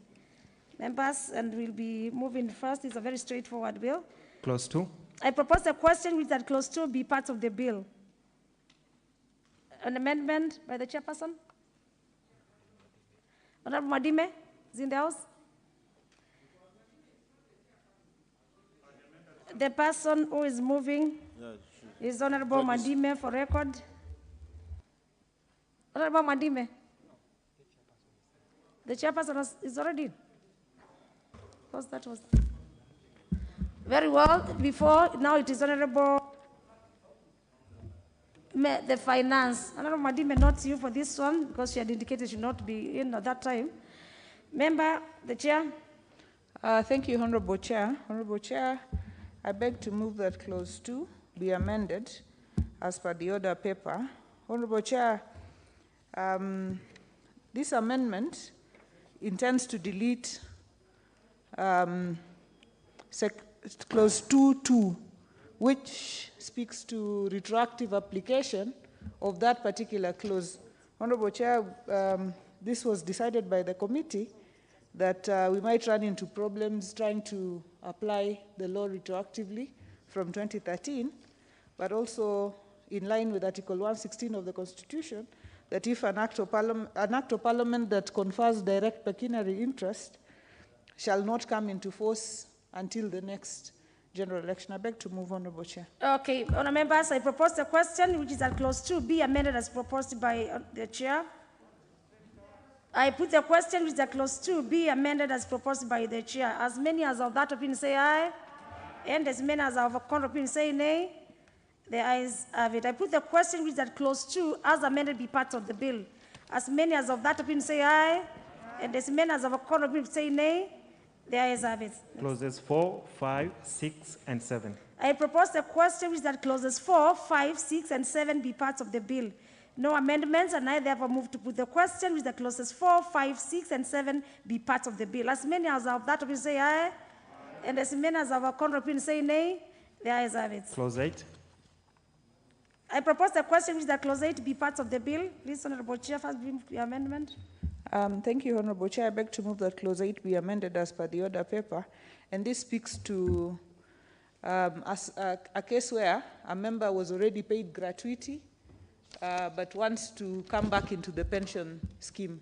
So it just provides that if you are paid gratuity and you want to come back into the pension scheme, you repay all the gratuity that you are paid within 15 months, and then you pay contributions to the pension so that you're at par with the other members. I beg to move, Honourable Chair. I propose the question which is that clause 8 be amended as proposed by the chair. I move to put the question which is that clause 8 be amended as proposed by the chair. As many as of that opinion say aye, and as many as of a contrary opinion say nay. The ayes have it. I put the question which is that clause 8 as amended be part of the bill. As many as of that opinion say aye, as many as of a contrary opinion say nay. The ayes have it. Clauses 9 and 10. I propose the question which is that clauses 9 and 10 be part of the bill. No amendment, and I therefore move to put the question which is that clauses 9 and 10 be part of the bill. As many as of that opinion say aye, and as many as of a contrary opinion say nay. The ayes have it. Clause 11. I propose the question which is that clause 11 be part of the bill. Chair, please move the amendment. Thank you, Honourable Chair. I beg to move that clause 11 be amended. As per the order paper, it's essentially a typographical error. It said that instead of done. I beg to move. Very well, members. I propose the question which is that clause 11 be amended as proposed by the chair. I put the question with the clause 11 be amended as proposed by the chair. As many as of that opinion say aye, and as many as of a contrary opinion say nay. The ayes have it. I put the question which is that clause 11 as amended be part of the bill. Members, as many as of that opinion say aye, and as many as of a contrary opinion say nay. The ayes have it. Clauses 12 and 13. I propose the question with the clauses 12 and 13 be part of the bill. No amendment. And I therefore move to put the question with the clauses 12 and 13 be part of the bill. As many as are of that opinion say aye, and as many as of the contrary opinion say nay. The ayes have it. Clause 14. I propose the question with the clause 14 be part of the bill. Chair, move the amendment. Thank you, Honourable Chair. I beg to move that clause 14 be amended as per the order paper. This is speaking to the Management Committee of Pensions, and the parts we are deleting, G and H, are the Principal Secretary for National Treasury and Head of Accounting Unit of National Treasury. So this is a parliamentary matter, so we are removing excessive involvement of National Treasury in matters of parliamentary pensions. I beg to move, Honourable Chair. I propose the question which is that clause 14 be amended as proposed by the chair. I move to put the question with the clause 14 be amended as proposed by the chair. Members, as many as of that opinion say aye, and as many as of a contrary opinion say nay. The ayes have it. I put the question which is that clause 14 as amended be part of the bill. As many as of that opinion say aye, and as many as of a contrary opinion say nay. The ayes have it. Clauses 15, 16, and 17. I propose the question which the clauses 15, 16, and 17 be parts of the bill. No amendments to these clauses. And I therefore move to put the question which is that clauses 15, 16, and 17 be parts of the bill. Honourable members, as many as of that opinion say aye, and as many as of a contrary opinion say nay. The ayes have it.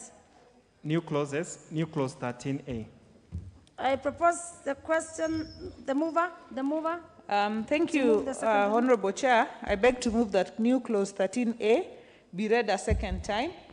Honorable Chair, this clause domiciles the administration of pensions for members of parliament within the Parliamentary Service Commission.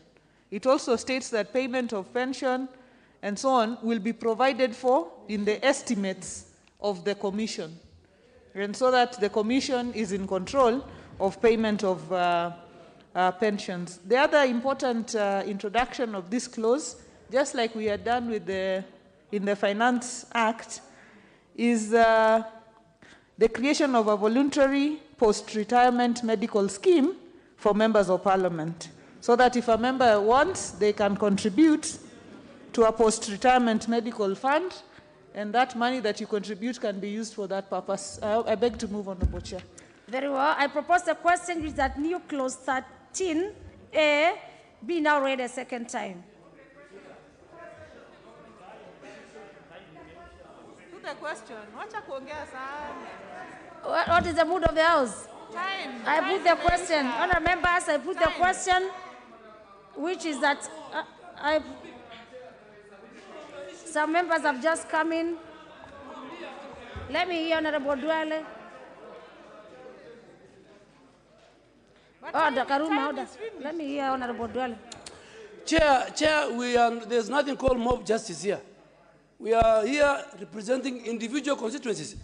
Chair, number one, I agree, I'm not opposing, I agree with the Chair of Finance that the pension, gratuity, the refund, contribution, all those should be domiciled at the Commission. And two, it also creates a voluntary establishment of a post-retirement. But Chair, let me go on record that the previous clauses where the National Treasury were left, let me go on record as a ranking member in any pension who deals with the pension is the National Treasury. So even if we want to domicile at the Parliamentary Service Commission, the presence and the seat that belongs to National Treasury as the custodian, the leaders of all pension schemes in our country is fundamental. So I really want to ask later maybe the Chair of Finance to recommit that, and so that we, because this bill will go to the President for, no, there's nothing running out of time. We are meeting at 7 o'clock. We can continue. Yeah. Chair, what is happening? There are people who are, you are the one in charge. There are people who are talking to me. No, they cannot. From where? Order. Honorable Duale, you are protected. Honorable Duale, you've made your contribution. Thank you. Honorable Millie. Thank you, Chair. Honorable Duale begs to support. Chair, I don't know why Honorable Duale is a bit worried, because he has said he's committed to work here until 7. And he has also indicated that he's a ranking member. And as a ranking member, if you are raising an issue which is valid and credible, instead of asking the chair to recommit, you know how to recommit. Please proceed and recommit so that we can deal with it. So you don't have to rely on the chair to recommit. You can recommit, Chair. Thank you. Honorable Kaluma, we are on clause 13A on debate. Yes, I thank you, Chair. Chair, I have a problem with the second part of clause 13A. This is the proposed new clause 18B. Chair, this one is not helping the situation we want helped. We are on a 13A.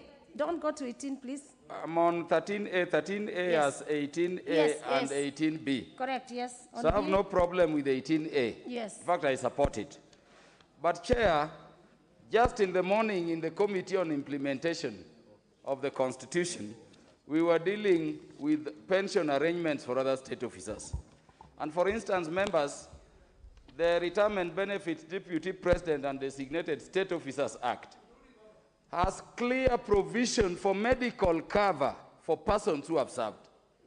Now, we are pretending to members by this provision that they'll be given medical cover, yet we are saying they will be contributing.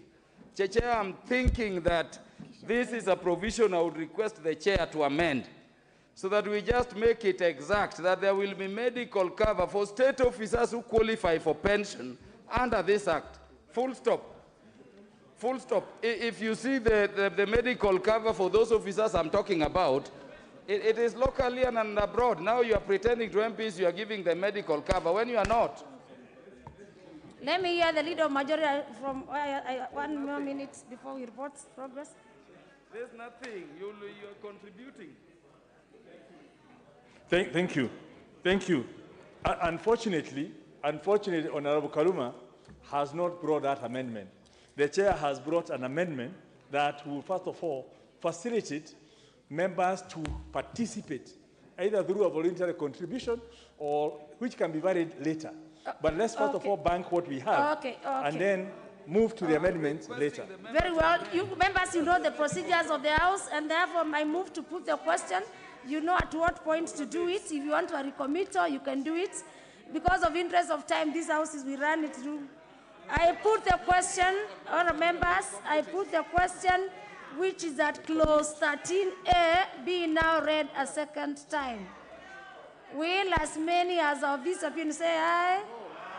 And as many as of who have a contrary opinion say nay? The ayes have it. Honourable members, I propose a question with a new clause 13A be part of the bill. I now put the question which that new clause 13A be part of the bill. Will as many as of that opinion say aye? And as many as of a contrary opinion say nay? The ayes have it. Honourable members, because of the interest of time, we are going to report progress on the bill. The mover of the bill, please do the reporting.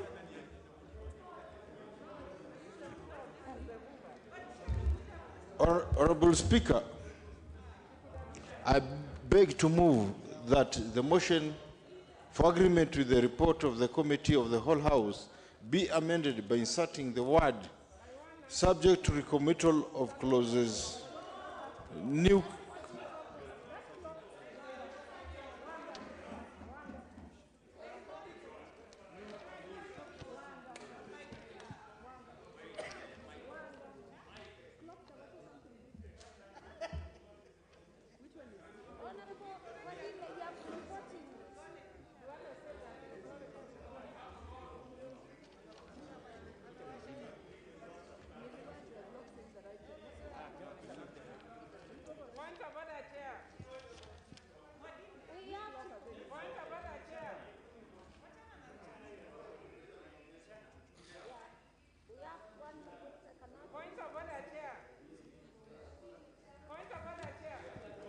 Honourable Chairperson, I beg to move that the committee do report to the House its consideration of the Parliamentary Pensions Amendment Bill, number 3 Bill, National Assembly Bill number 57 of 2019, up to the new clause 17, and seek leave to sit again. Honorable Leader, we are on 13A. We must close the House because of interest of time. You can move your recommittal. Leader of majority, we are reporting on 13A. Honorable members. What's the wrong? Any member can raise. Any member can raise. I put the question because we cannot move this House beyond this time. All members, I put the question which is that the committee do report to the House its consideration of the Parliamentary Pension Amendment Bill, number 3. Yeah. It's a raise. National.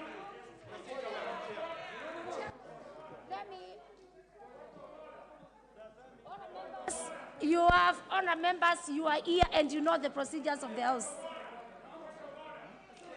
The chair, we are moving, reporting progress. We can,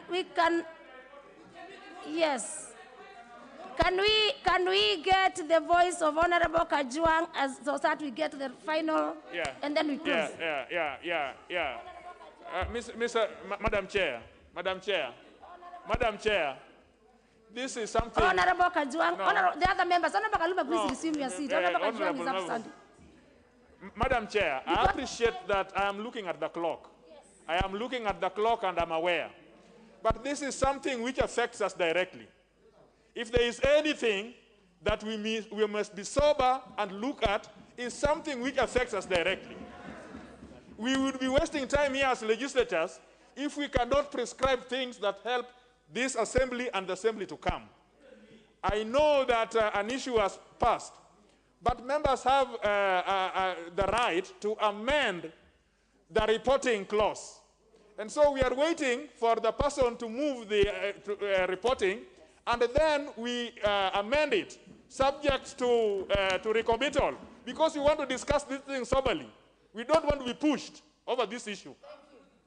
The leader of majority, please, because of interest of time, yes. Actually, just for the comfort of the House, we have come to almost the end of, yet we have not completed consideration of all the matters. We still have one more clause. So all we are doing is we are adjourning the sitting. That's what you call reporting progress, and we seek leave to sit another time. The leader of majority, yes, carry on. That's what we were discussing. Leader of majority. Carry on, leader of majority. Yes, let's close, adjourn the House. So let me move it again, and I hope members are listening. Please carry on because of the interest of time. So, Honorable Chairperson, I beg to move the committee do report to the House its consideration of the Parliamentary Pension Amendment number 3 Bill, National Assembly Bill number 57 of 2019, up to clause new 13A, and its approval thereof with amendments, and seek leave to sit again. Very well, members, I put the question. Yes, members, you must be advised. I put the question which that the committee do report to the House its consideration of the Parliamentary Pensions Amendment number 3 Bill, National Assembly Bill number 57 of 2019, up to new clause 13A, and its approval thereof with amendments, and seek leave to sit again. As many as are that opinion say aye, and as many as our court opinion say nay, the ayes have it. Honorable members, Mr. Speaker.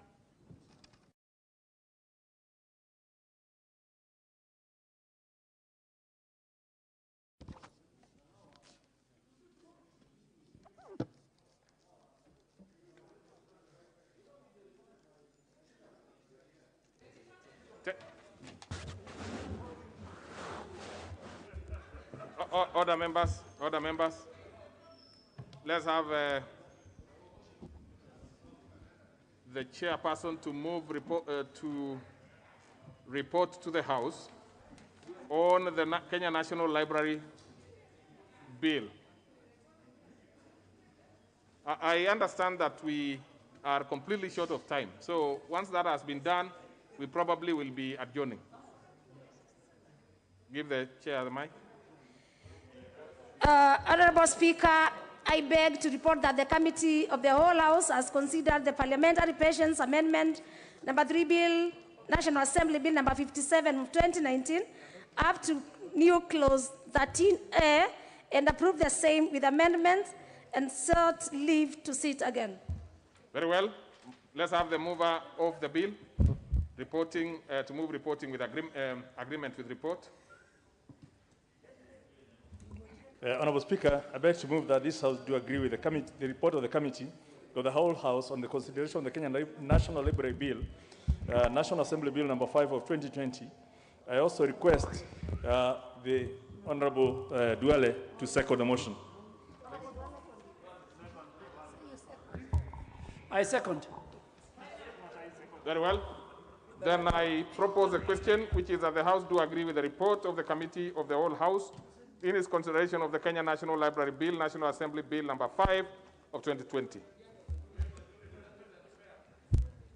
I put the question, which is that this House do agree with the report of the Committee of the Whole House in its consideration of the Kenya National Library Bill, National Assembly Bill number 5 of 2020.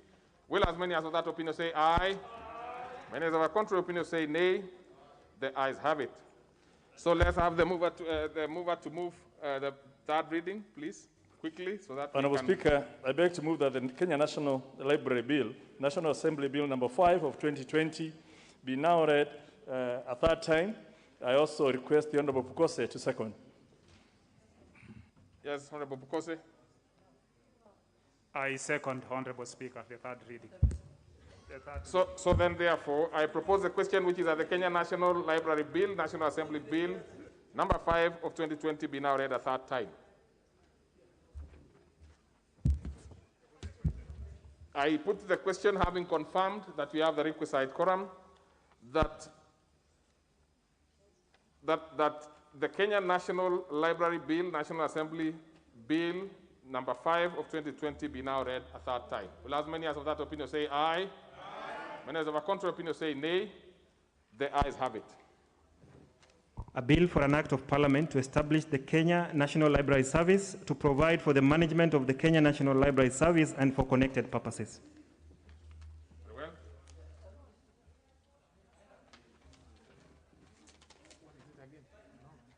We can't do this. Can't do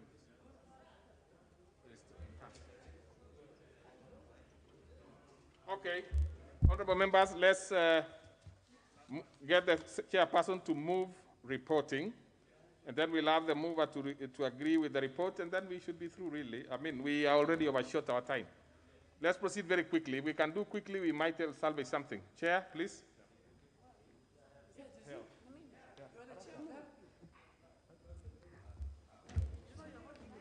I'm the one who's... And I'm not dwelling today. No, the chair is the Honorable Mbalu. Is the chair of the committee of the whole, not the chair of the committee. Yes, on the National Library. Okay, the chairperson. Yeah. Honorable Speaker. Okay. Honorable Speaker, I beg to report that the committee of the whole House has considered the Kenya National Library Bill, National Assembly Bill number 5 of 2020.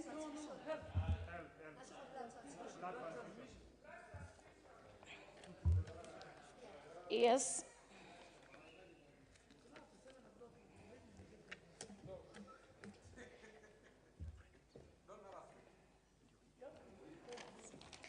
We have to be proceeding. Thank you, Chair. Honorable Speaker. I actually think, we are on which one? On the blood transfusion. Honorable members, I actually think we could save some of these things for the next sitting. Exactly.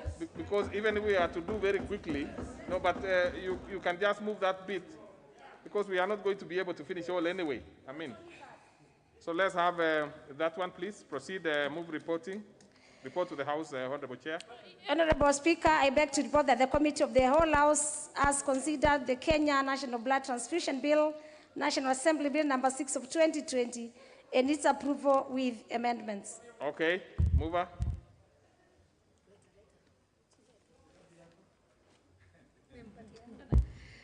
Honorable Speaker, I beg to move that the House do agree with the committee in the said report. I also request Honorable Nyikal to second the motion for agreement with the report of the Committee of the whole House. Okay. Honorable Speaker, I second. Very well. So then I will want to leave it at that. I mean, we cannot continue. We cannot, it's not as elastic as a chewing gum. It's the National Assembly, and we have to come back. We have to come back.